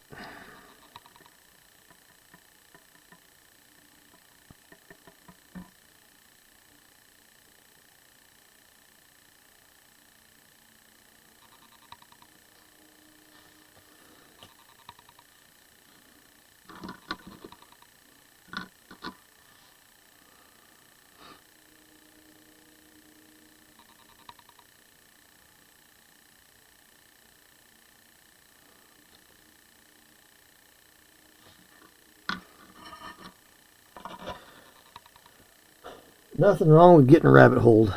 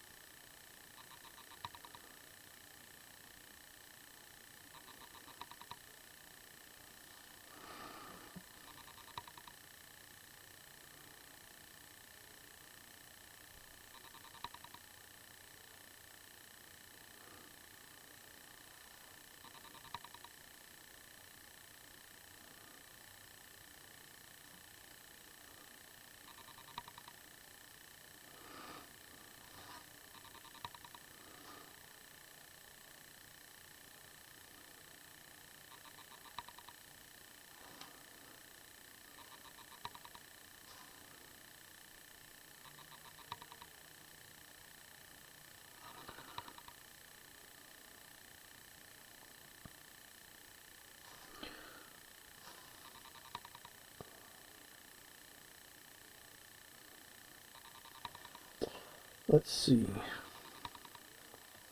I could go coppery and actually go back over this with a brighter copper color. Kind of leans into that warmth that warmth against cold of the skin. You know. I don't know. We'll see how it goes.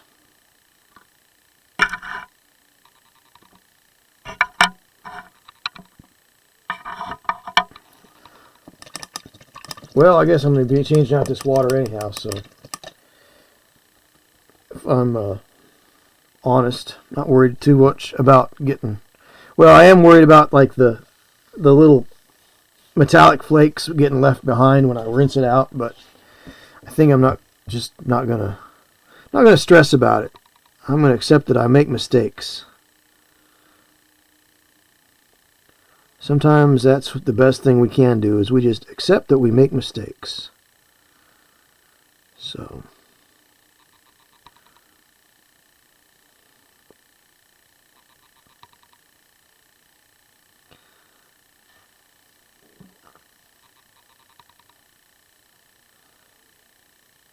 but I keep putting my brush in the wrong water because I've got another, but I'm kind of cramped up right now on the space here, so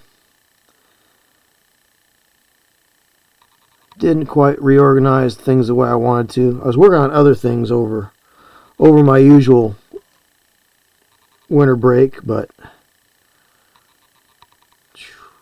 having that surprise, I call it Christmas surprise, did not do me any good.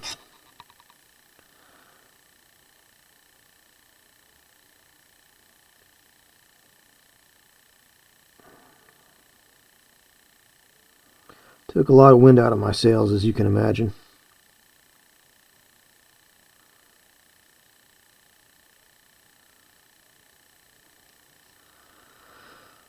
Oh well. Let's see, I'm going to take a little gray here. Clean up somewhere that metallic has gone over.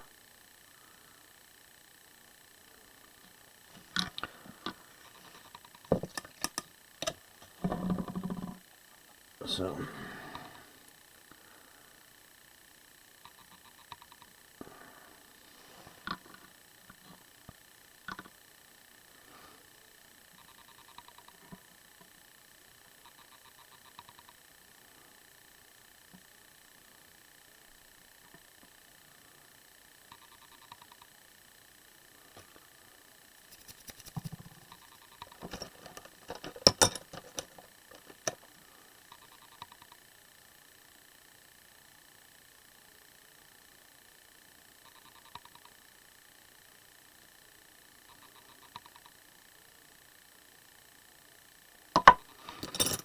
little hair there.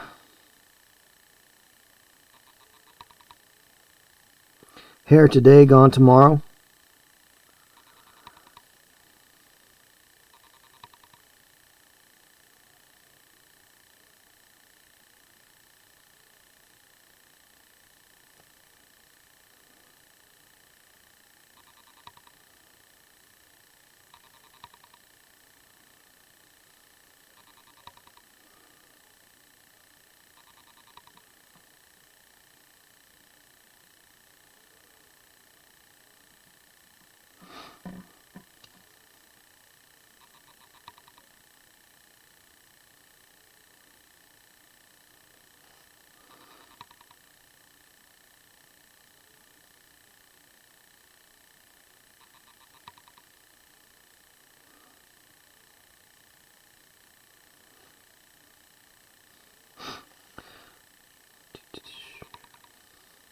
Got a little on his knee pads and his greaves here. And we got a little bit going on here. And we'll just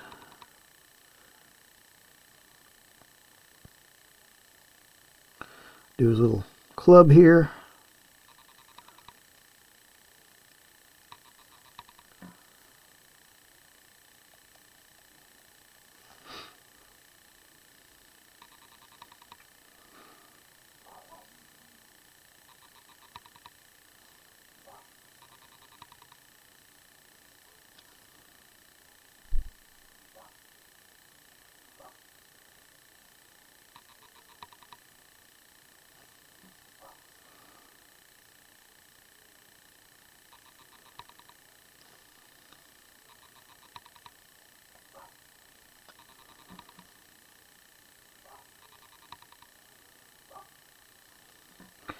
Alright, did I get all the metallic bits that I wanted?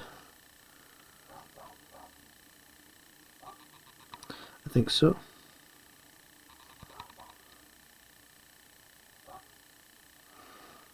Yep, I think so. Cool. Cool.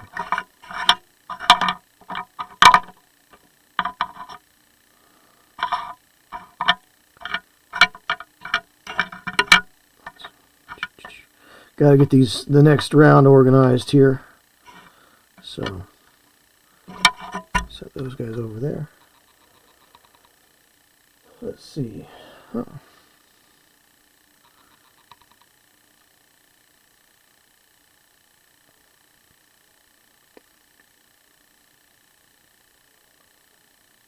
Have you been working on your Song of Blades and Heroes stuff? Not Song of, sorry. Song of Fire and Ice stuff, Miar?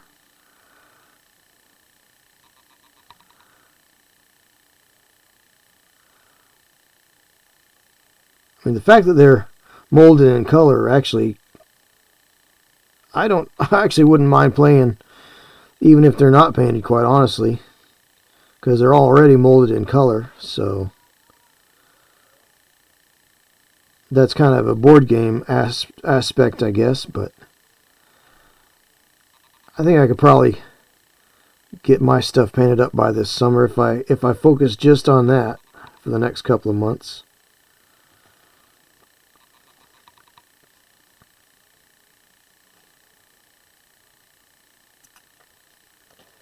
I thought about it, but there are too many for my head. Yeah, understandable. Like I said, I don't think there'd be anything wrong with, like, if you just do the faces and the bases, that can go a long way. Just slap it on there. It doesn't have to be perfect. There's tabletop quality and then there's tabletop quality. There's get it on the table, or there's, you know, I think sometimes an abbreviated paint job is just fine. Priming in color is always a good idea. If you get a nice day, like we got some nice days coming up. But right now, my problem with that is I think I would want to clear the mold lines off of those. So that's going to take time. And there's things I want to clear my desk before I start on any other projects. So I think March, my stream schedule may be moving more to Sunday afternoons instead of Saturdays, just because I've got 3 conventions in March. There's 2 locals on Saturdays, and then Adepticon. So I think what I'll do is I will do Sundays. Do every other Sunday. Somebody else does every other Sunday as well, but they do it in the morning.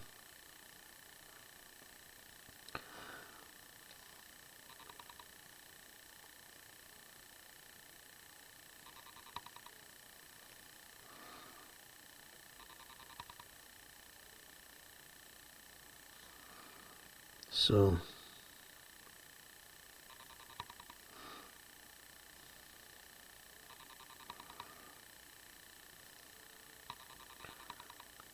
that won't bump up against their show.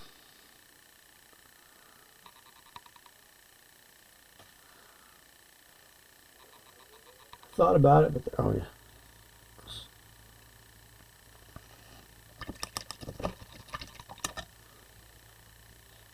Mix a little bit of that gray, light gray. Make this wood look a little more weathered.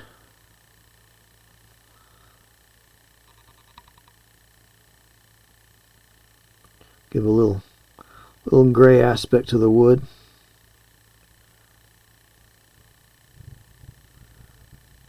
Maybe paint's worn off of it. Maybe it was a white shield at one time. He picked it up from somebody that had painted a white shield.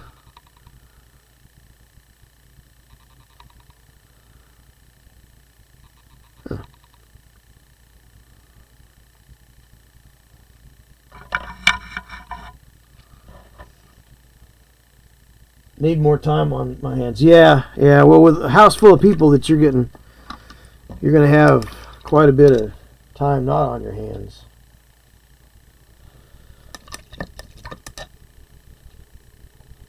On the other hand, make them kids tow their own rope, tow their own load. They can do their own laundry. They can chip in for meals.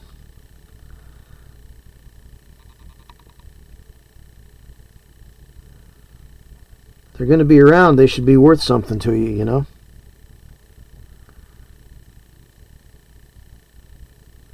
Nobody rides for free.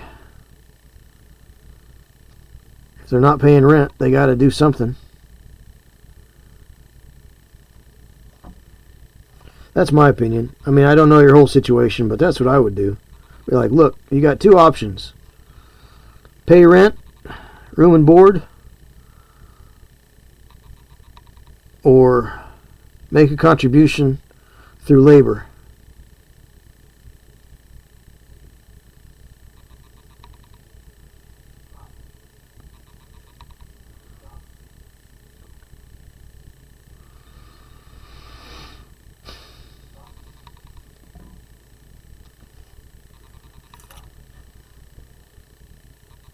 Finally getting to sit on the couch for once. Well, that's good.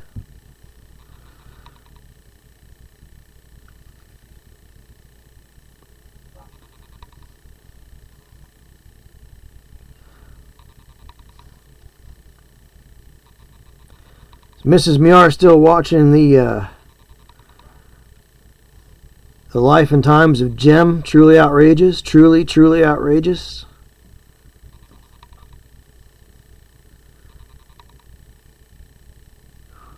What if that song was really not saying that Jem was truly outrageous, but what if that was her name?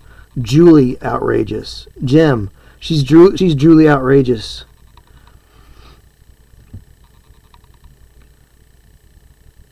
Julie Outrageous.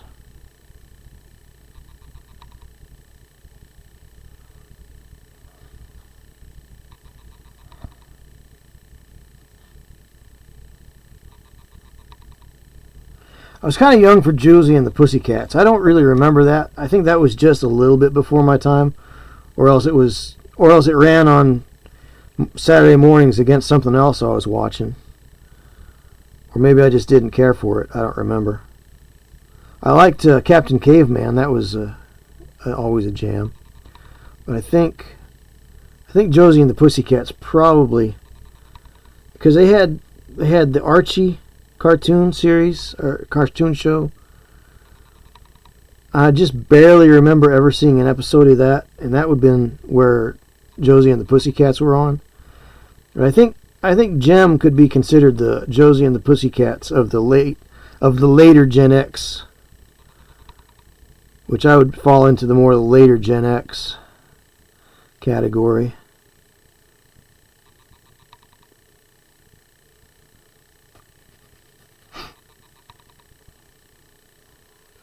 So she was kind of my generation's Josie and the Pussycats.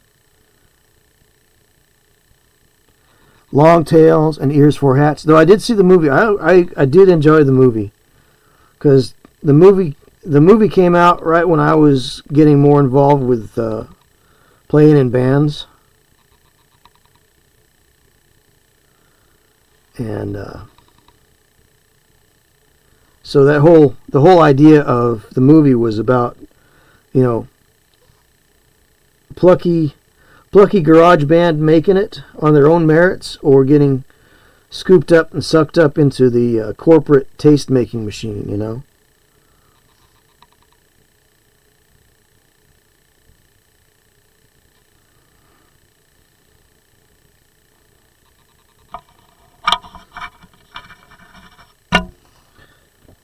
So, let's see. Stepdaughter issue was she lost car, got behind her rent, and when came back, she quit. It was on the other side of the neighbor city, but she got way behind. Yeah. When you get way behind like that, it's hard to make up, and the landlord doesn't like it.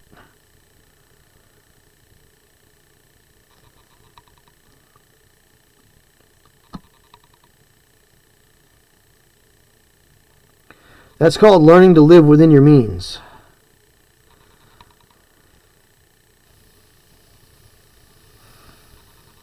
Of course, I think there's been some shift in landlord pricing things out these lately for some reason.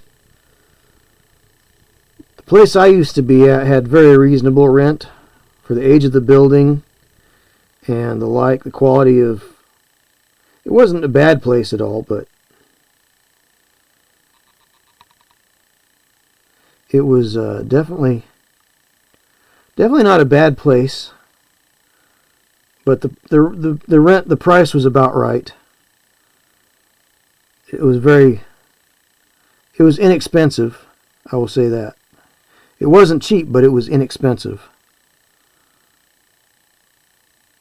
The last place I was at. So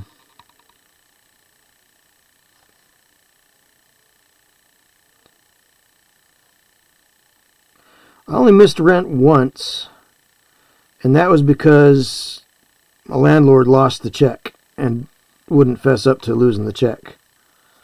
I knew he lost the check because I know where I put it for him,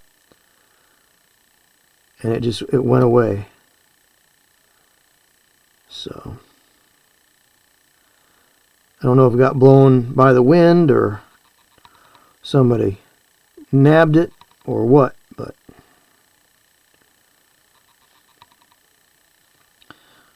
I know that I left it for him. And I think maybe when he opened the door, it might have gotten pushed out of the way or something.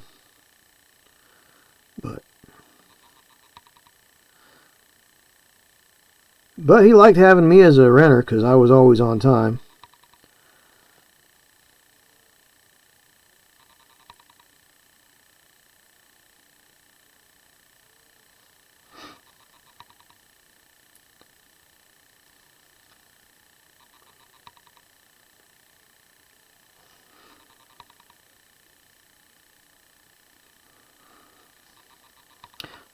Part of me sort of wishes I was still there.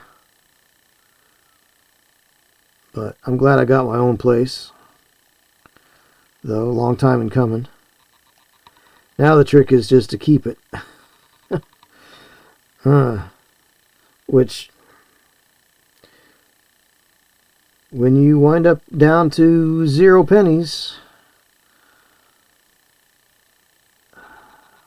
it's not your fault.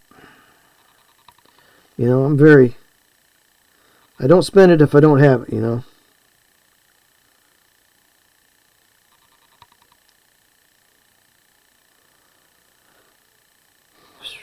So, oh well.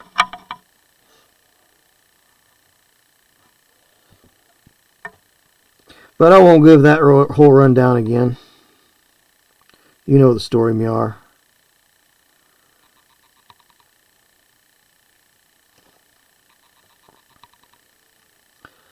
Life is unfair. And when you got scammers out there, it didn't even try to spoof my email. He didn't use my email address. He made up, whoever it was, made up a new email and used one of these online banking services.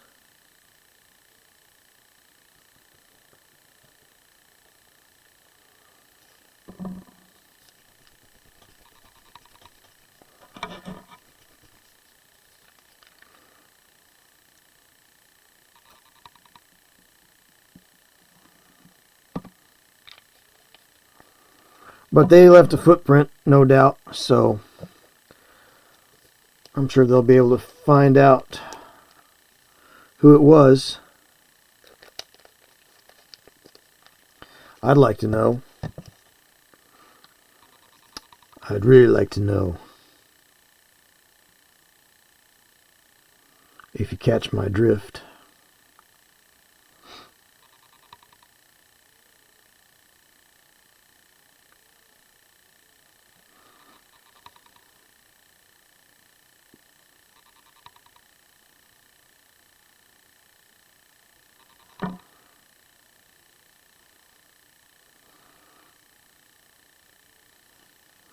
But no, back to Jim and the holograms. I think she was probably my side of the Generation X answer to Josie and the Pussycats.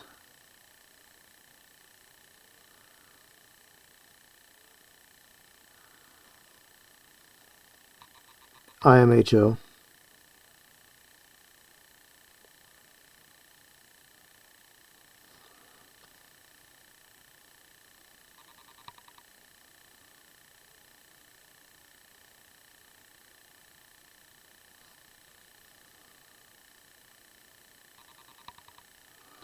As the cool kids say.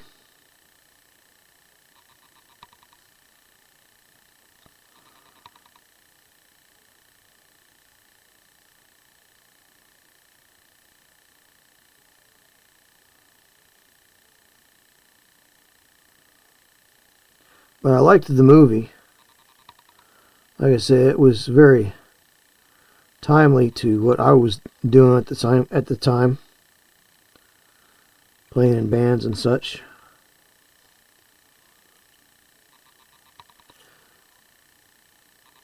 And I mean, Rachel Lee Cook wasn't hard to look at either.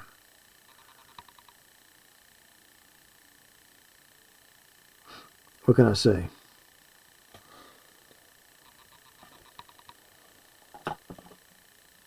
I hate making new emails. Yeah. Well, I don't have to make any new emails. They just made up a fake one at Incogni, I think. And they didn't spoof my actual email. They just what they did is they looked on my link. I think they looked at my LinkedIn, because they either looked at a LinkedIn or they got into one of our clients' emails, because they used a sign-off that I only use when I'm dealing with clients.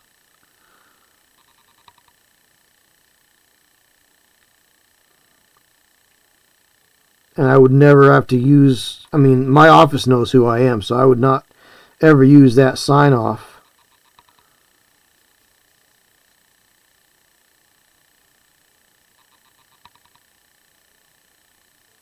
So,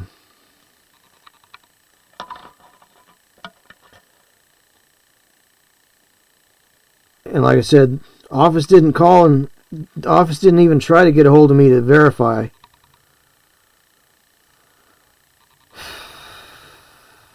But, I mean, to their credit, they reissued those checks to me, or that amount of those checks. And they got that back from the fake bank there already. But the problem is I'm still down. My cushion is gone, you know. I have no cushion. My 0 point is gone. You know, you set an amount that you keep in the bank for no matter what, and never allow yourself to go below that. Or if you do dip a little bit below that, it's not really a big deal. You just know that that's where you stop and wait.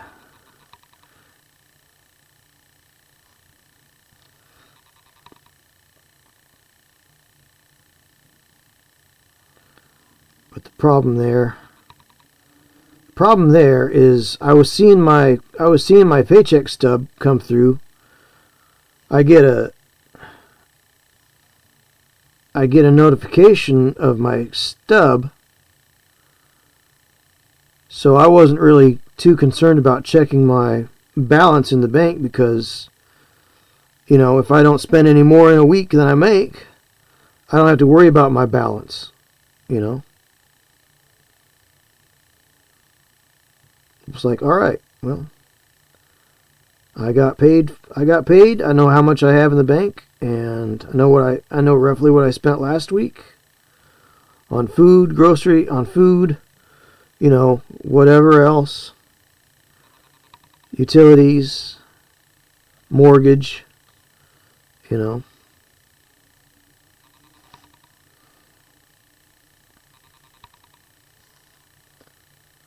But after paying bills and whatnot, and not having anything to come in to replenish, yeah, after about 4 weeks of that, you're like, wow, hold on now.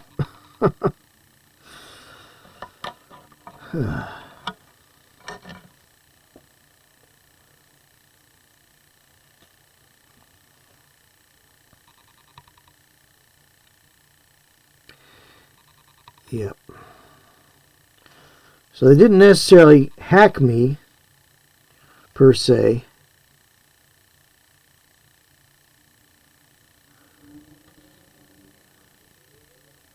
They made a hack, but they made an old-fashioned style hack, you know. Identity theft, so to speak.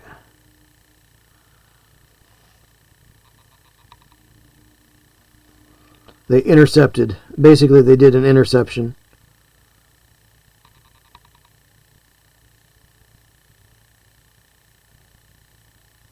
So they really stole from me twice, in a sense.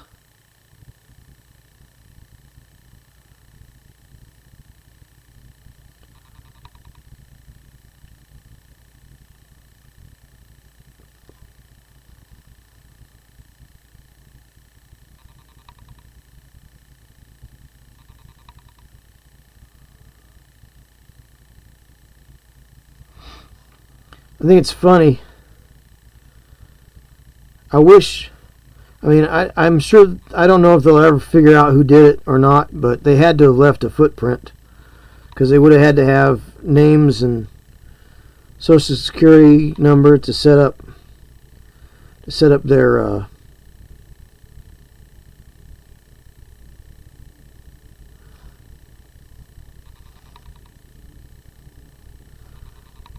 account. Of course, they might have found mine somewhere on the deep dark web, you know.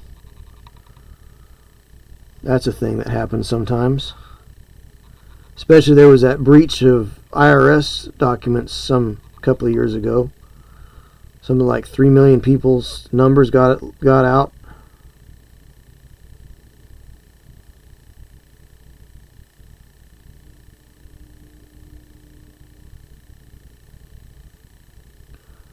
So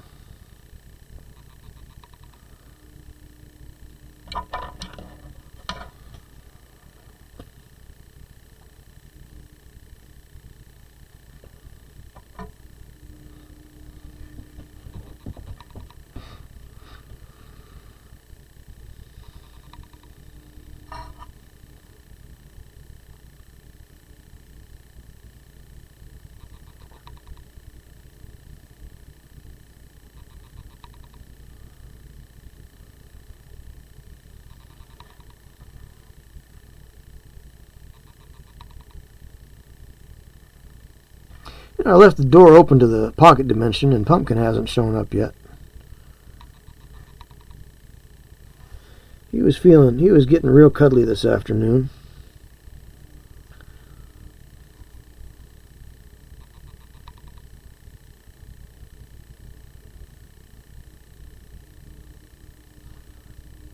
Don't really know what that was all about.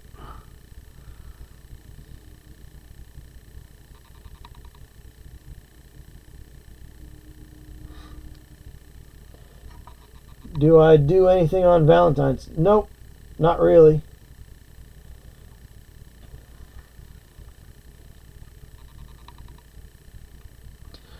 Nope.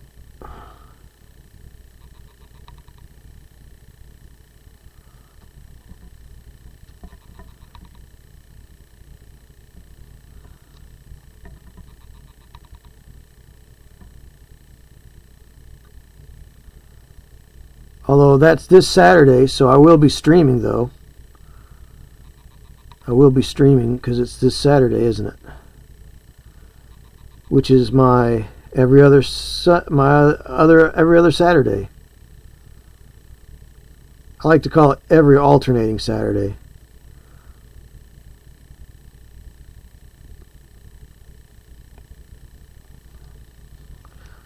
That way I don't run into anybody's feelings.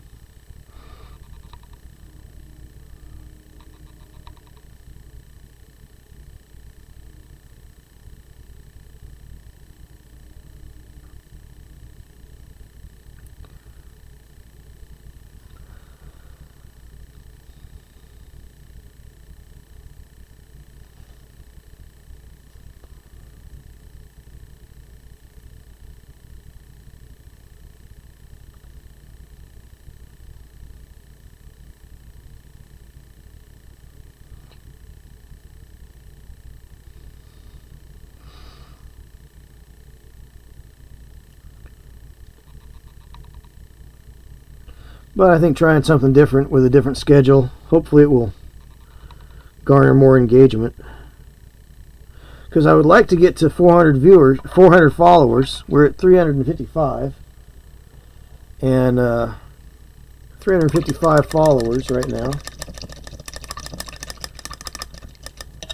here on Twitch. I would like to get to 400 because I've got cool things to give away when we do.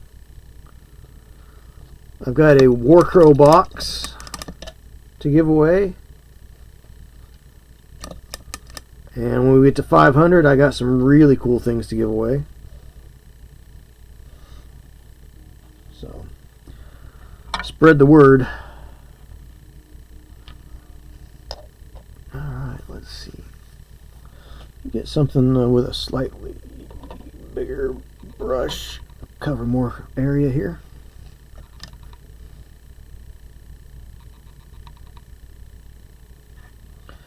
Alright.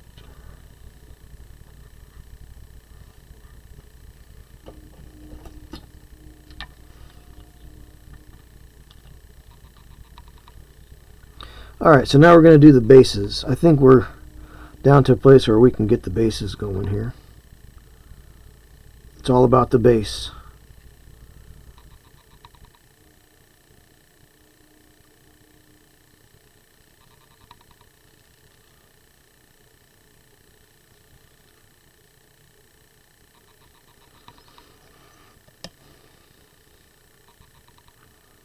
Might have to get some more. Might have to get some more stuff out here.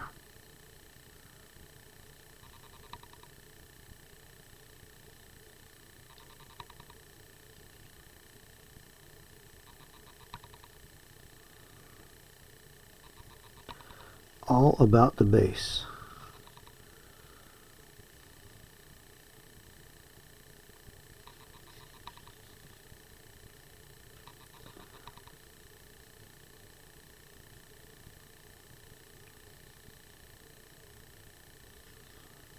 Looks like they sculpted some mold or some fungus on the ground here too, so we'll honor that, I think.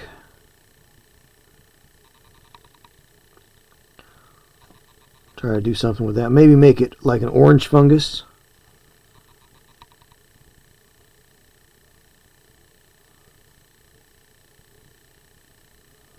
That'd be pretty cool.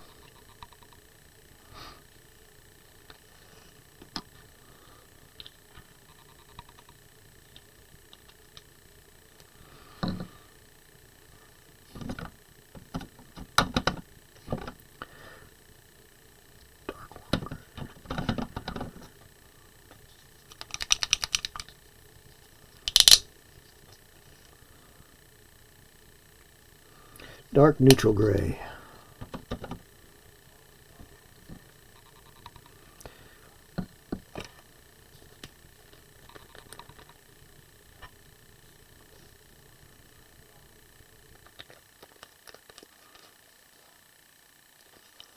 Yeah, I think it would be cool.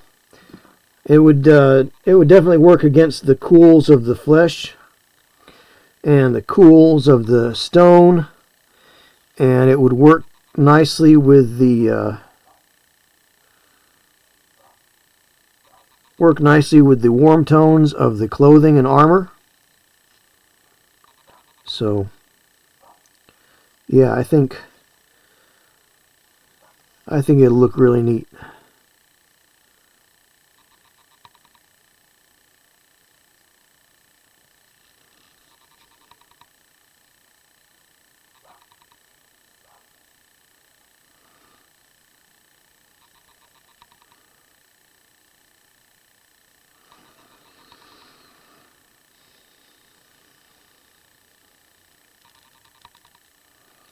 So I think this year I'm going to call it breaking the backlog. Try to finish up projects. I want to get into I want to do those fire and ice boxes before I get any more. So I'll just play with what I've got, use what I got for whatever game. It may be a good mix, it may be a bad mix. I don't know. For the units that I have. But I might buy some next year. I'm sure it'll still be able to be found. But basically get things that I've started off the desk, get them complete, and just start blasting out these projects, these backlogs.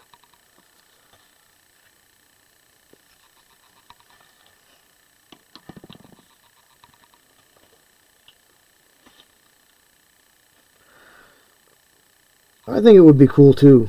There, Miar. I think it would be.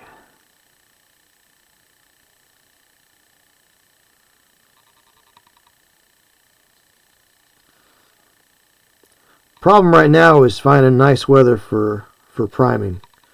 Problem is getting things ready for primer. Getting things assembled and off of sprue, and getting all the mold lines removed and all the little sprue boogers cut down, and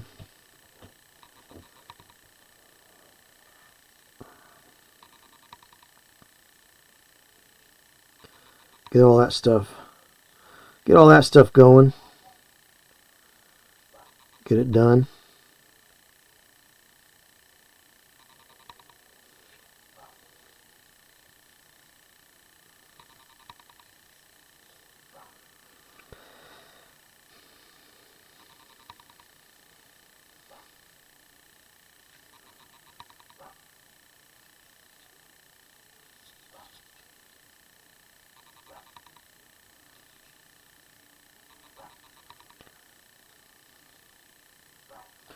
It's funny, I had never considered doing live streams when considering doing content creating, because this is content creation as well. I'd always thought about doing videos. Like I said, I've got some stuff just waiting to be finished up. Got it in the can, so to speak. It's not really in the can. I've got the footage in the can, but I don't have it edited, so I guess I don't really have it in the can, so to speak. But sprue boogers. Yeah. Well, those are like all the little jagged bits where the piece was attached to the sprue, and it's kind of a little rougher than the rest of the places. Like it's a little rougher than the actual mold lines. So those are they kind of look a little ragged sometimes. Yeah, sprue boogers. That's what I call them.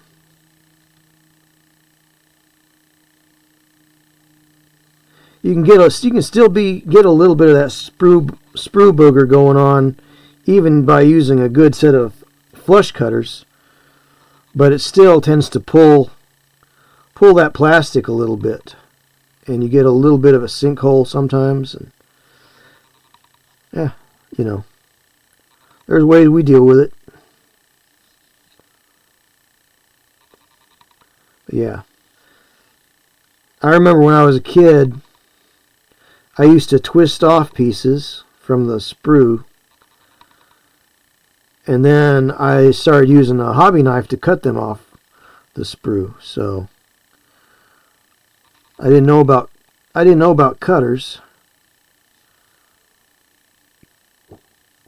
I just went straight to hobby knife, which, you know, my poor little fingers paid the price on that a couple of times. One time I cut myself enough to go to the emergency room. Yeah. My dad just about banned me from having anything to do with razor blades and razor knives, but he didn't.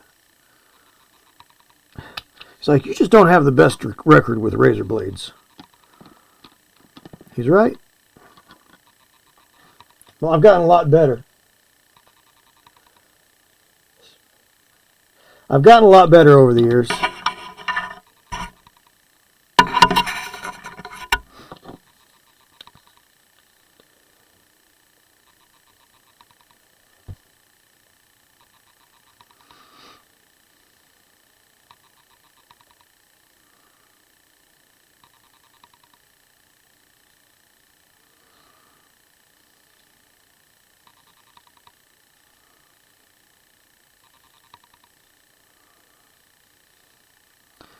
Gotten a lot better over the years at it. I still nick myself every now and then,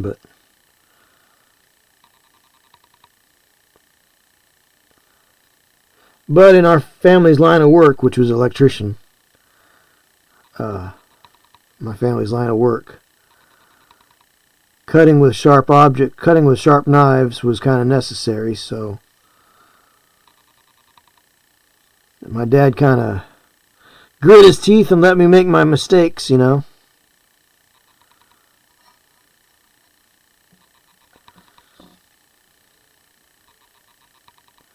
I think you should let kids make their mistakes. You try to do everything you can to help their mistakes maybe not be quite so devastating. But you got to let them make those mistakes so they learn.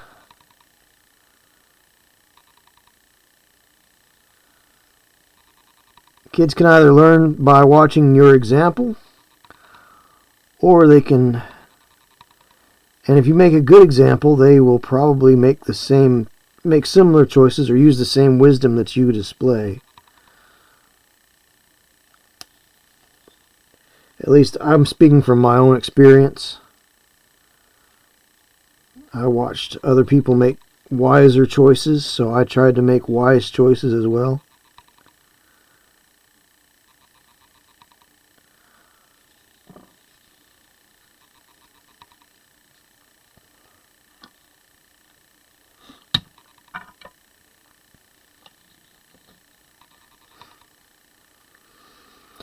But I still messed up a couple of times doing stupid things.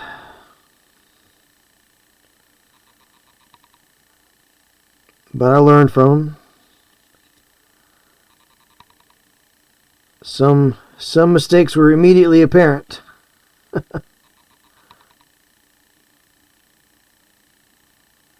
Like cutting yourself accidentally.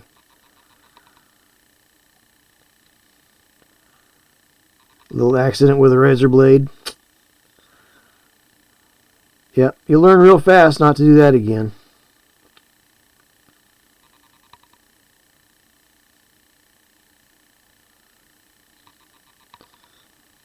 It's what happens when you try to cut something that's too thick to be cut with a razor blade in one pass. It's trying to force it through.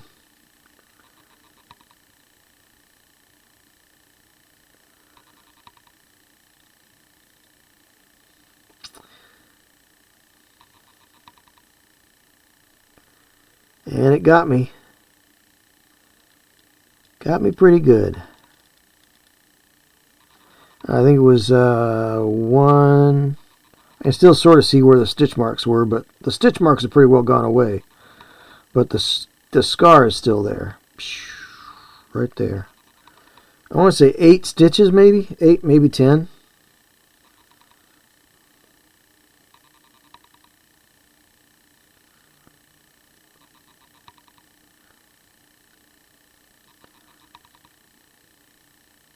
It was pretty deep.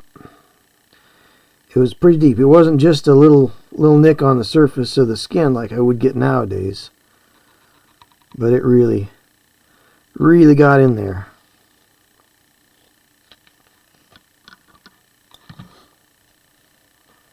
Wise, like to lick the brush or not to lick the brush? Yeah. Sometimes I do. I don't really lick it. I just kind of hit it, put it in the corner of my mouth. But even then, I don't lick my brush half of this, even near half of what some people do. And only lick it after it comes out of being cleaned. So there's that. But still, those particles, they're still particles. So, but I don't actually lick it with my tongue. But I really should. And I try to get my tip on my brush fixed up other ways by not licking it or putting it in the corner of my mouth.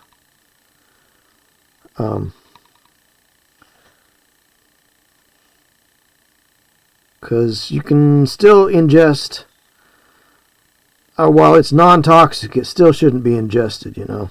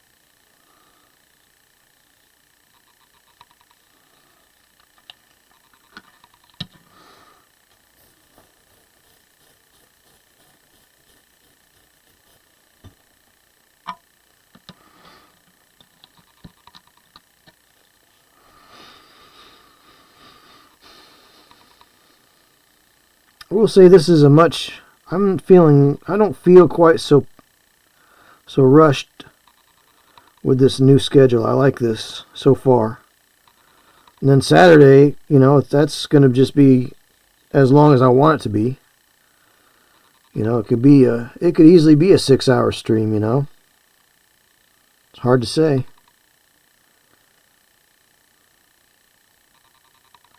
Could be 6 hours.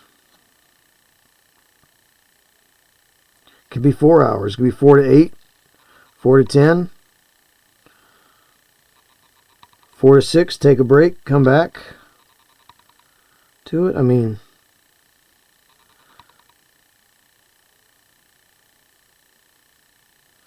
it's early enough in the afternoon that people can catch it before they go out to supper or whatever. You know.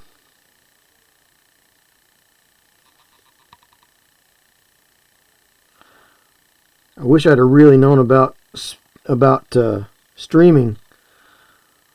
If I'd have known about this before COVID came along, which I found out about it, well, I don't know. I heard of other people streaming. I didn't really know what it was all about. I mean, I sort of knew what it was all about because there were people that streamed their live chat on Sunday morning and the like. So, catch that a few times. But as far as people doing hobby, I really didn't know. Well, I sort of knew there was, but I hadn't really considered it until I got down to thinking, well, I want to do something. I want my hobby to get out there and maybe help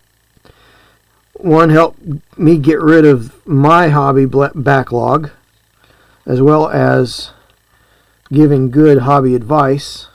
Because I'm not the greatest hobbyist. I mean, I'm no Sam Lenz. I'm not Eric Swinson or Sam Lenz or anybody like that. But I do all right for what I do. What time Saturday? It's going to be 4 o'clock afternoon. So 4 o'clock my time, which would be 3 o'clock your time.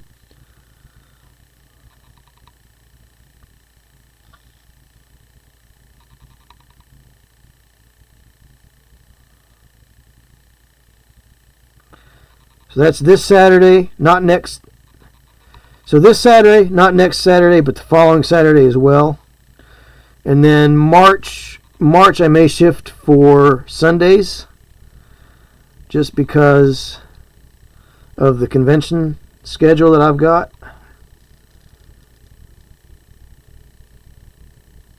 Of course, I won't be streaming during Adepticon, unfortunately.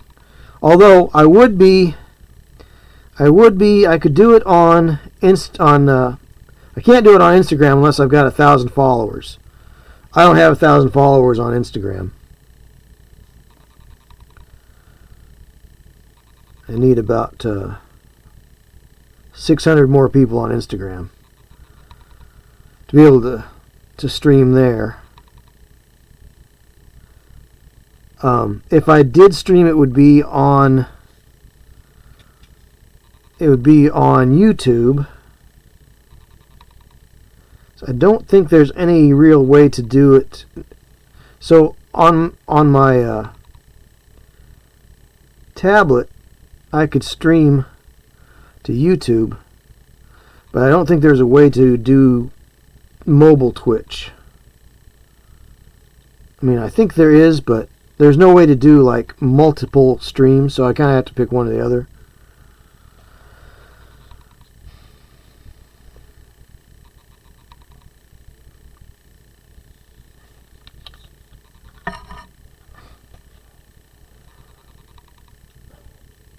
Look at me, I barely get anything painted. Oh, well, you should paint while you're watching.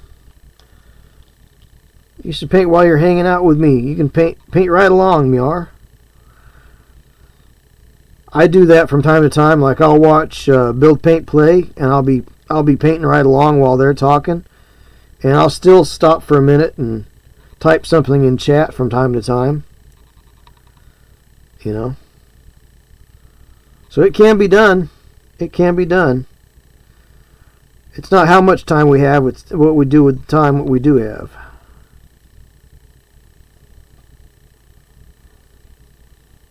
Could have swore pumpkin came in here, but I guess not.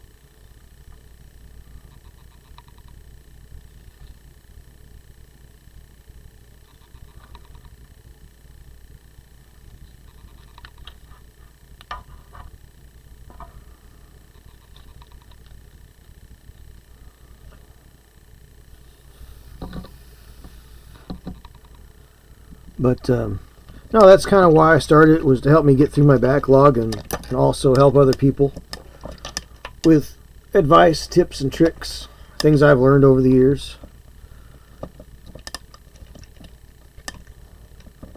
Probably if I put more time into things, I could probably do some really high-level display paint type stuff. But it's kind of, do I want to get things painted, or do I want to spend 50 hours, 60, 100 hours on on blending one area of one figure. Which, if that's your jam, folks, that's great. I mean, you should do it. If that's your jam, if that's your thing. It's not my jam. I mean, I would like to spend more time on a couple of things. Now, maybe next year I might put some...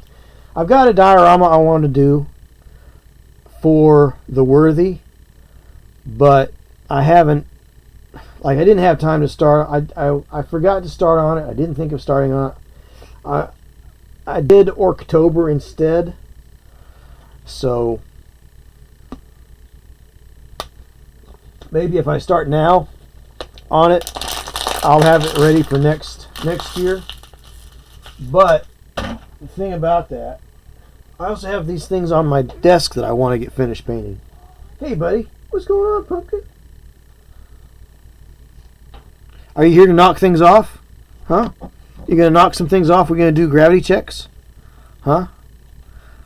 Do these meet with your approval, sir? Huh? Do they meet with your approval? Do they? We're gonna put some cat. Are we gonna bless the area with cat hair?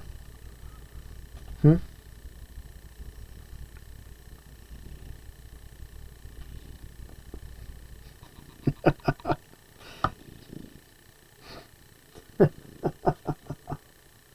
Yep, here's the kitty cat. Here's the boss. He's checking it out. He's inspecting everything. Let's not get your whiskers in that, huh?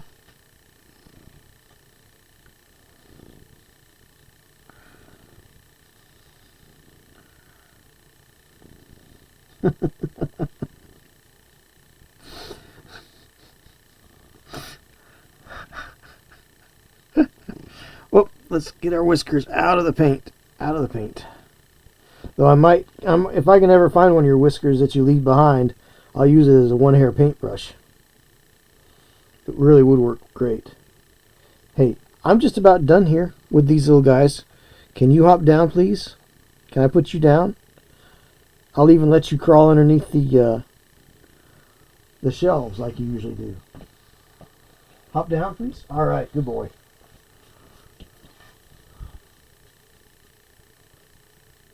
My tip is always watch where you walk. Yep, never a bad idea. It's never a bad idea. Always watch where you walk.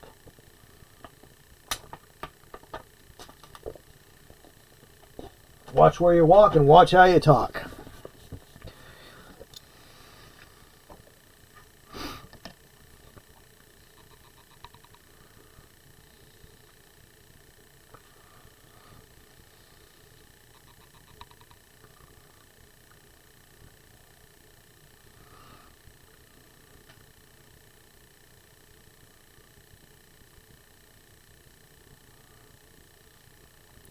So I don't know if you heard or not, but green stuff is no longer going to be made. Though I think there's been a revision to that. I think somebody is buying what's left of that company, and they are going to start making it again eventually. But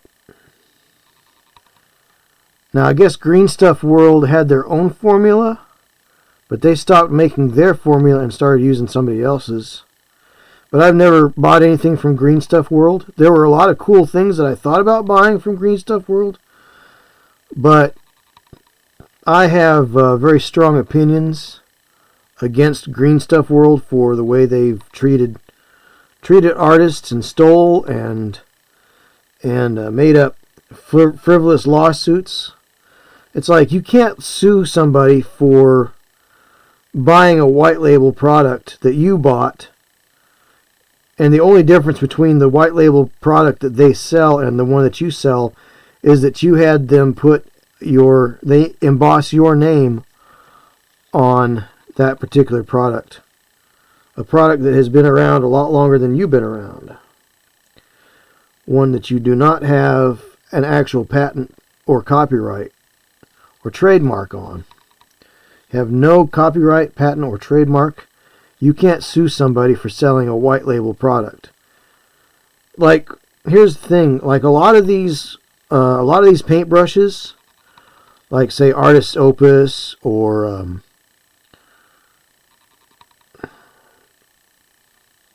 Monument Hobbies or Citadel paintbrushes or Game Envy. A lot of that stuff is white label, so they get it from a manufacturer that puts a stencil and their logo on it, but they're often the same paintbrushes for everybody. I mean, not the same ones, but like Artist Opus is definitely white labeling. They just go to the factory and figure out which ones they want to use. They say, we want these specs. Do you have a brush that fits those? Oh yes, here's one. How do you like this one? Oh, I like this one, very nice. Okay, we'll take 200,000 of these, and we'll take 200,000 of those, and we'll take 200,000 of these. And so they get a quantity, they put their label on it, and they ship it out. Like, it used to be that I think the old Games Workshop brushes were actually Winsor & Newton Series 7s, I think. I don't know what they're doing now, but they're using, they're doing a white bristled synthetic now, and I'm not sure whose that is. But they are, the Workshop has always done that with a lot of their stuff.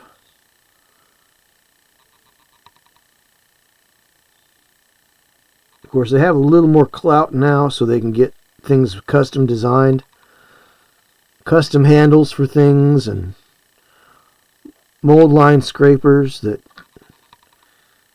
other people have out, but they have a different handle. Clippers that are dull as dishwater. Dull, dull, dull. Clippers that don't clip, right? We can't have the kitty getting hurt.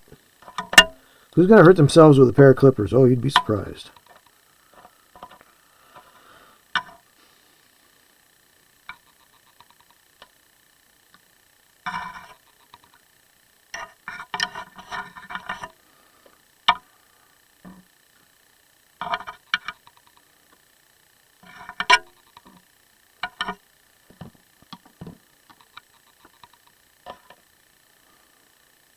Alright, let's go ahead and do some of these little cobblestones. So the original base, the what you might call the puddle base, the molded base on there, had a cobblestone texture. So we're going to lean into that and go with that cobblestone texture.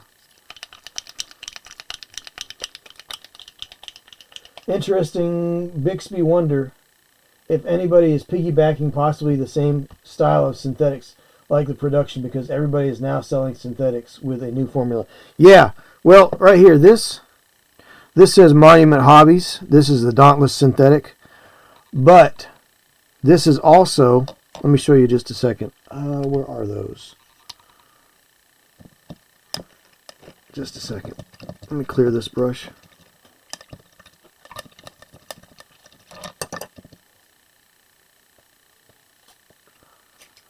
Hey, what are you doing? Hey, get that out of your mouth. Let's see. I swear, it's like having a 3-year-old. Get that out of your mouth. Where'd you find that? Put that back. Don't get down from there. So that Dauntless synthetic from Monument, I've got a travel kit here. Oh! I just dropped something down here on the floor. I want to pick that up. Ah, I see. Oh. Ultramarines Primaris character transfer sheet. How weird. So, here is my phalanx that I haven't used yet. Now these are slightly darker handles. So you see there's your naturals, your Kolinskis, and the black handles, and your blue handles are the blue handles are the nylon or Taclon, the synthetics. Well, that dark color, they're now making this blue one, and this particular brush is the same color as the ones that are being sold by Huge Miniatures. So Huge Miniatures and Monument Hobbies, I believe, are both contracting with Game Envy to use this brush or that series of brush as synthetics. So the industry can be a little incestuous. I'm using that as an academic term. So a lot of people are making alliances and business deals and helping each other out. So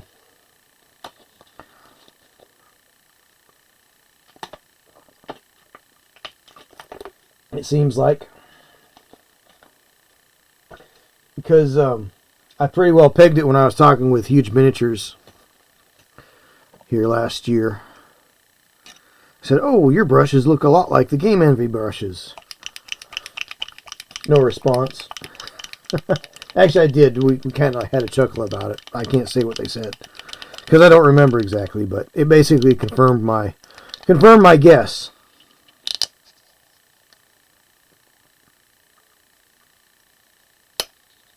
All right, so that's a little bit of bright warm gray mixed in with this dark neutral gray,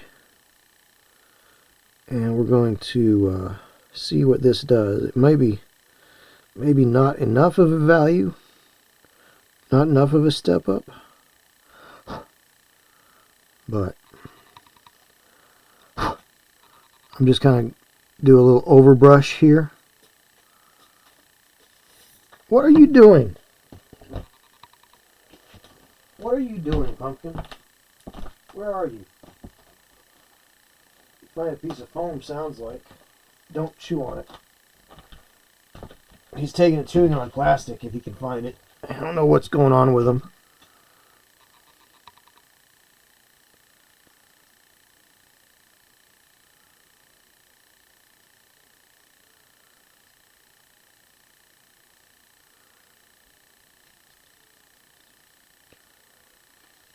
Okay, so yeah, that does lighten it up quite a bit.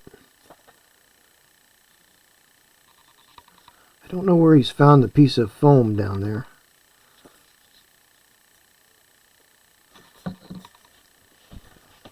What are you doing down there?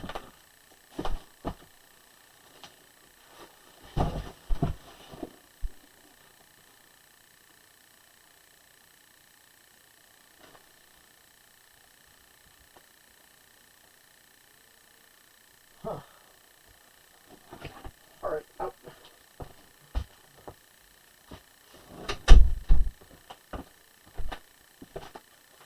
Well, he was kicking around a piece of foam, but I couldn't tell where he kicked it to. Oh well.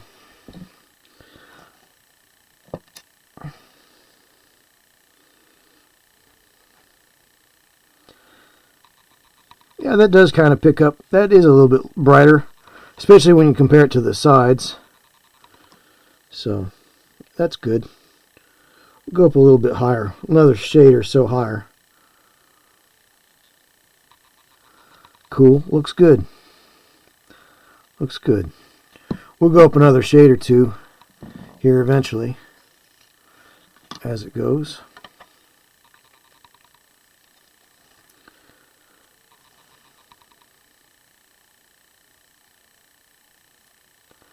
And we'll throw some brown in there.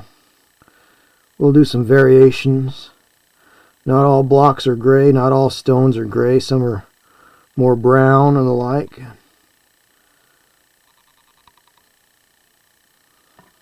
Just kind of kind of sketch at it. Be really loose. We'll go. We'll get a little black skull style going on here. We'll just do our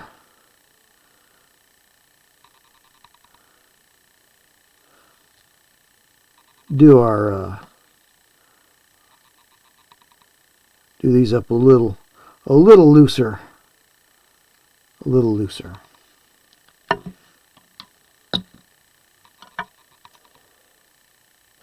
It's gone like, sometimes I wonder if cats are magical beings, how sneaky they are. Yeah, they tend to show up. Well, I mean, first of all, there is the cat distribution system, They just tend to show up. They show up in your life when you didn't expect to have one. And then all of a sudden you have a cat. And then you can't imagine what life would be like without a cat.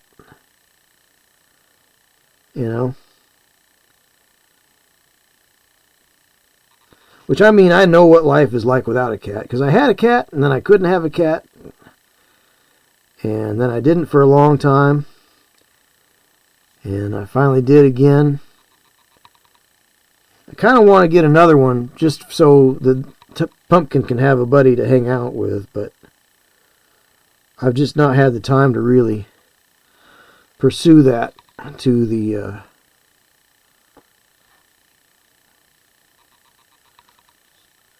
the final outcome.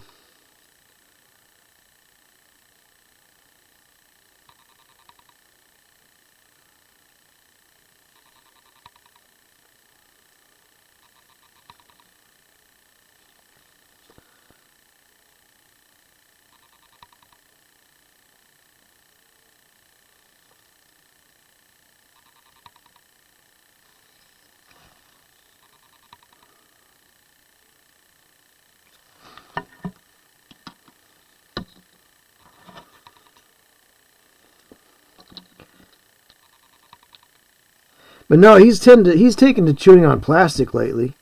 Of course, some of it is plastic that he dug out. He found somewhere that was part of a cheese or ham package. So he was chewing on like the pull strip from a package of cheese. He got a hold of that and was chewing on that today. It's like, where did you find that? Evidently, it had just, sometimes things don't get thrown away the way you thought they get thrown away, and they get caught by an air current when you when you think you had it dropped into the trash. And it's like, oh, where did you find that?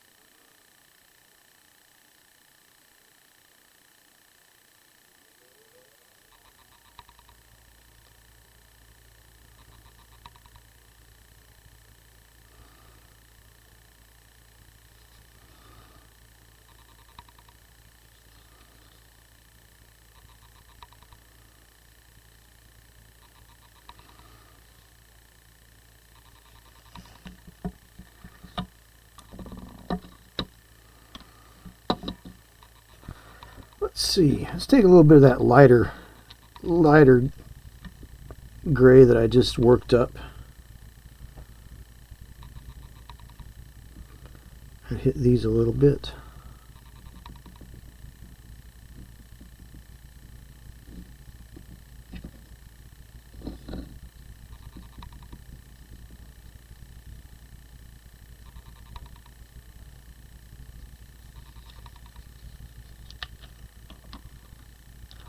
make them look a little bit more uniform.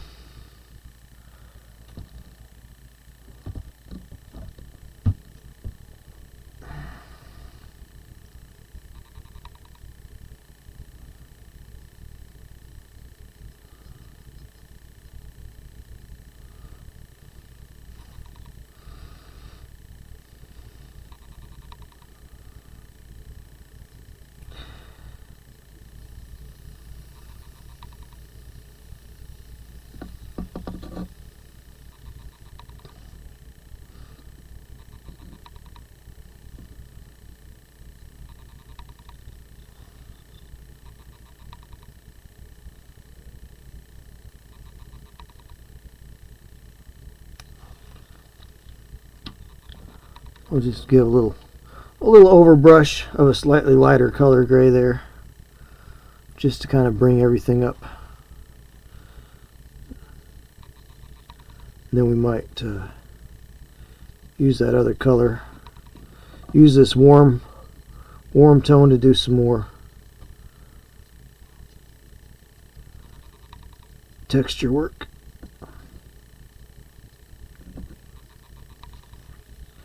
Just pick out one or two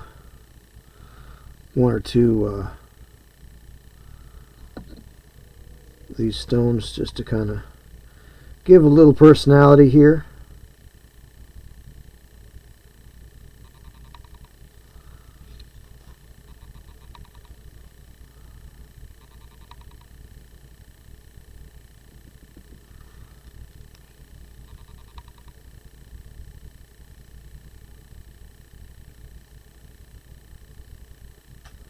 Kind of random, just kind of random there.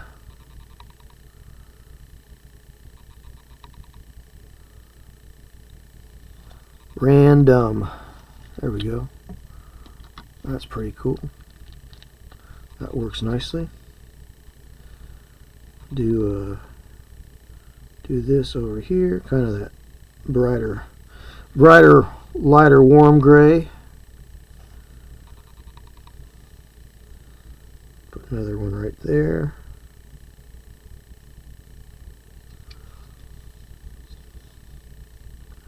We'll go with this one here.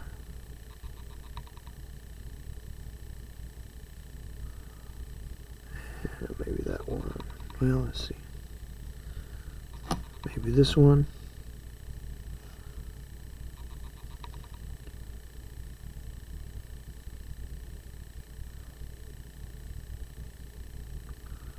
Just like that. Speaking of gray, I need to go back and work with black and white some more. Yeah, doing grayscales and the like, that's some good exploration there.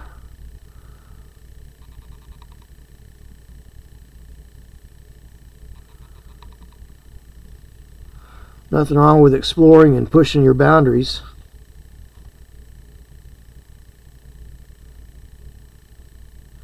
I'd like to do up a set of like pulp figures, detectives and gangsters and the like, in kind of a black and white,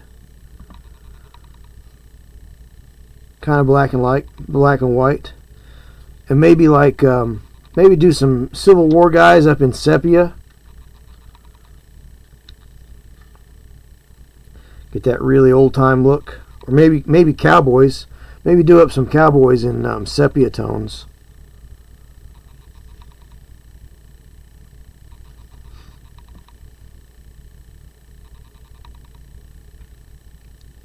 That'd be kind of cool. Make them look like old-time photographs. But those are plans. Those are ideas for other projects that I don't have yet. So I need to stay on target. Like Dutch Vander said, stay on target.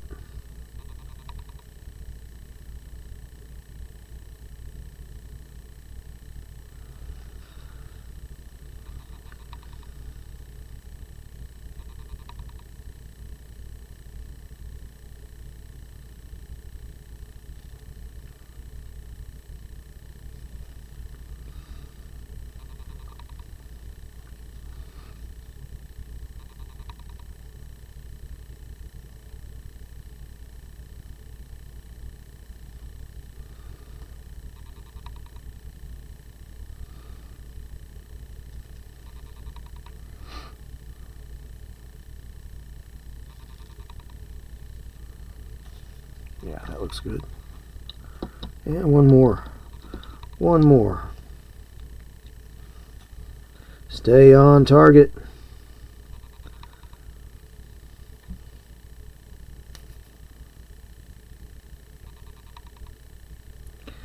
So I can't go dreaming about other projects until I'm well along with the projects that I've got to do. This, just trying to stay. I want to avoid the hobby ADHD, I don't want to jump around to a lot of different things. Do a squad here for this army, for this project. Do something over here for this project. And then I've got a lot of partially invested projects, but I don't have anything done. That's just kind of, I don't like that. I mean, I got to thinking about it, and it's kind of like, why do I have so many partially done things and nothing complete yet? Like, well, I really need to just buckle down and pay attention to getting things complete. So, getting these bones figures painted up for Song of Blades and Heroes, that's kind of the whole point. Is the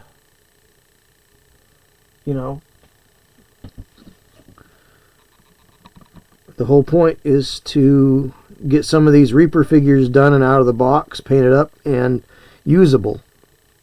Especially for a lot of these what's called miniatures agnostic games. Be nice to have some things ready to go. Like these goblins I could use in Snarling Badger's Great Goblin Argle Bargle, That'd be pretty cool. With art by our fellow Twitch streamer, Falling Freely. So Stephanie did a lot of the artwork for the Great Goblin Argle Bargle.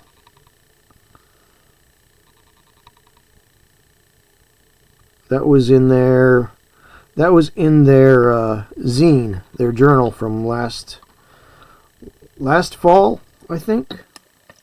So they have the spring game, which is the big one that they work on, like Death Wizards, or as I like to call it, Seth Wizard 5, because it looks like, that Gothic script that they use, it looks like you could read it as Seth Wizard 5.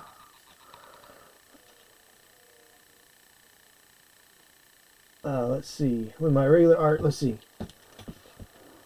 I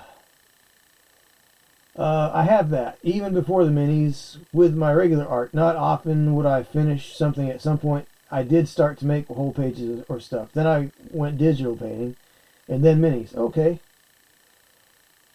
Yeah. Well, I mean, your minis work definitely shows that you've had some good art experience prior to. That's one thing that I can tell about your work, Miar.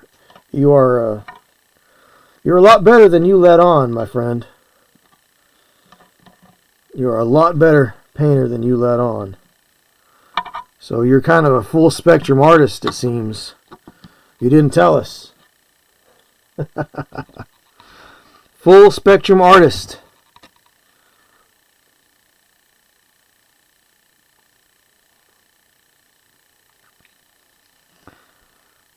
Yeah, don't get bogged down, locked into one thing completely.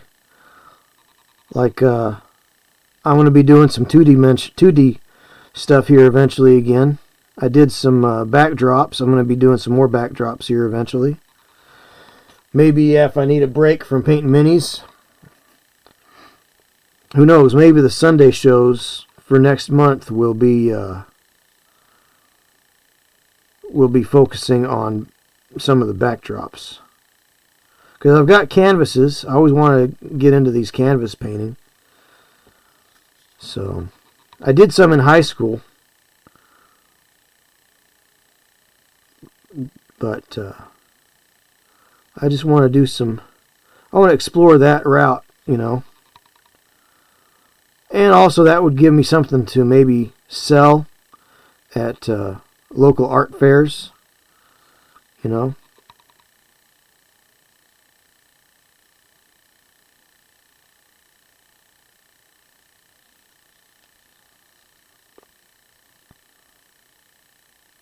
So I don't think anybody's really interested in miniatures, painted miniatures. Although I would challenge that. I think I could probably sell painted miniatures if they were high quality. But could I get what I feel they're worth of my time? You know, that's the thing. Could I get enough to reimburse me for the figures and my time and materials? Like something like the dragons that I did and sent out, like the one that lives at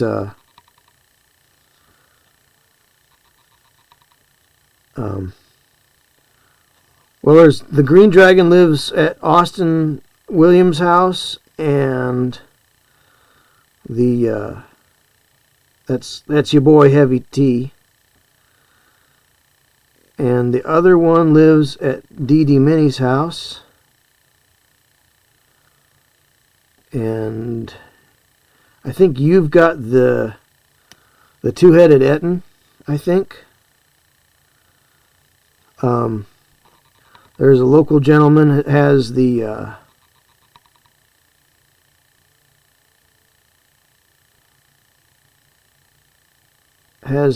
frost salamander, and he's got something else too. I don't remember. DD's got the old school style beholder, the variant beholder. Oh, let's see. Somebody else has... I'm trying to remember what all's gone out. Let's see. Kristen Siegel's got the troll, I think. I sent that out. It took a while. I've got the remoras to send out. They're boxed up and ready to go out. I just haven't had a chance to go to the post office.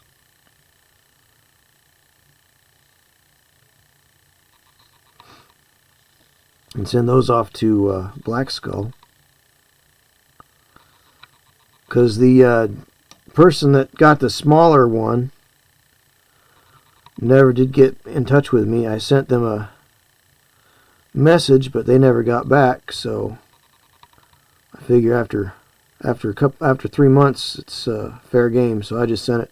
I sent it on with the big one. So.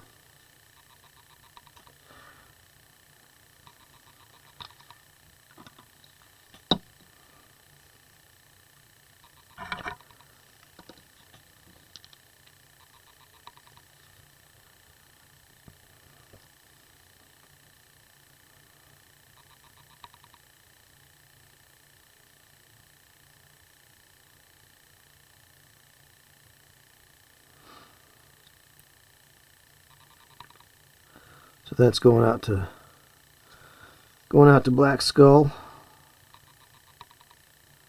Let's see, somebody else's one. There's been several that went out, several of the monthly monsters. I've been meaning to get back into that, but it does chew up some of the other project time here. So that might be a thing. I mean, I could always pivot and do a little bit on the monthly monster each stream as well, but again, that's pivoting and getting out more paints and more equipment and changing colors. That is a lot of work. But it didn't get me the level of subscription engagements that I was hoping for. I mean, that was kind of the idea, to help hopefully get that to get more people subscribing, but it didn't work.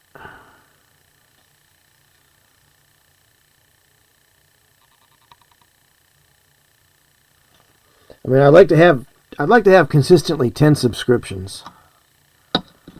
But except for like when I take breaks. Of course, last year was really rough.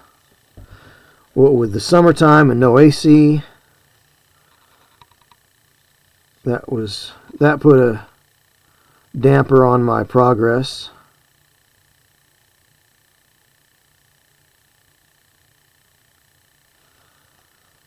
Of course,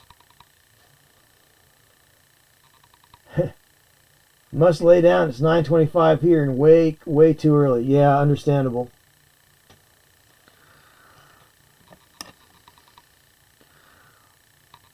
Well, hope you have a good lay down time, a little nappy nap.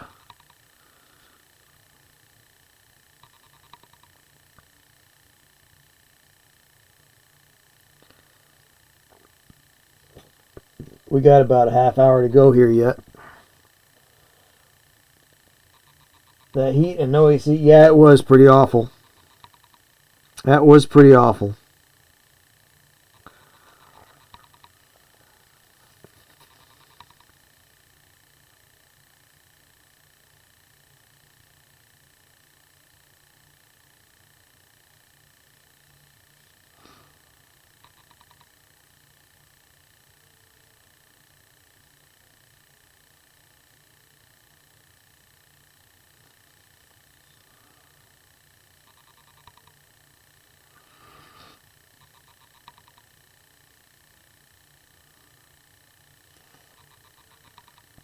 So it kind of put a hitch in my get along, as they say.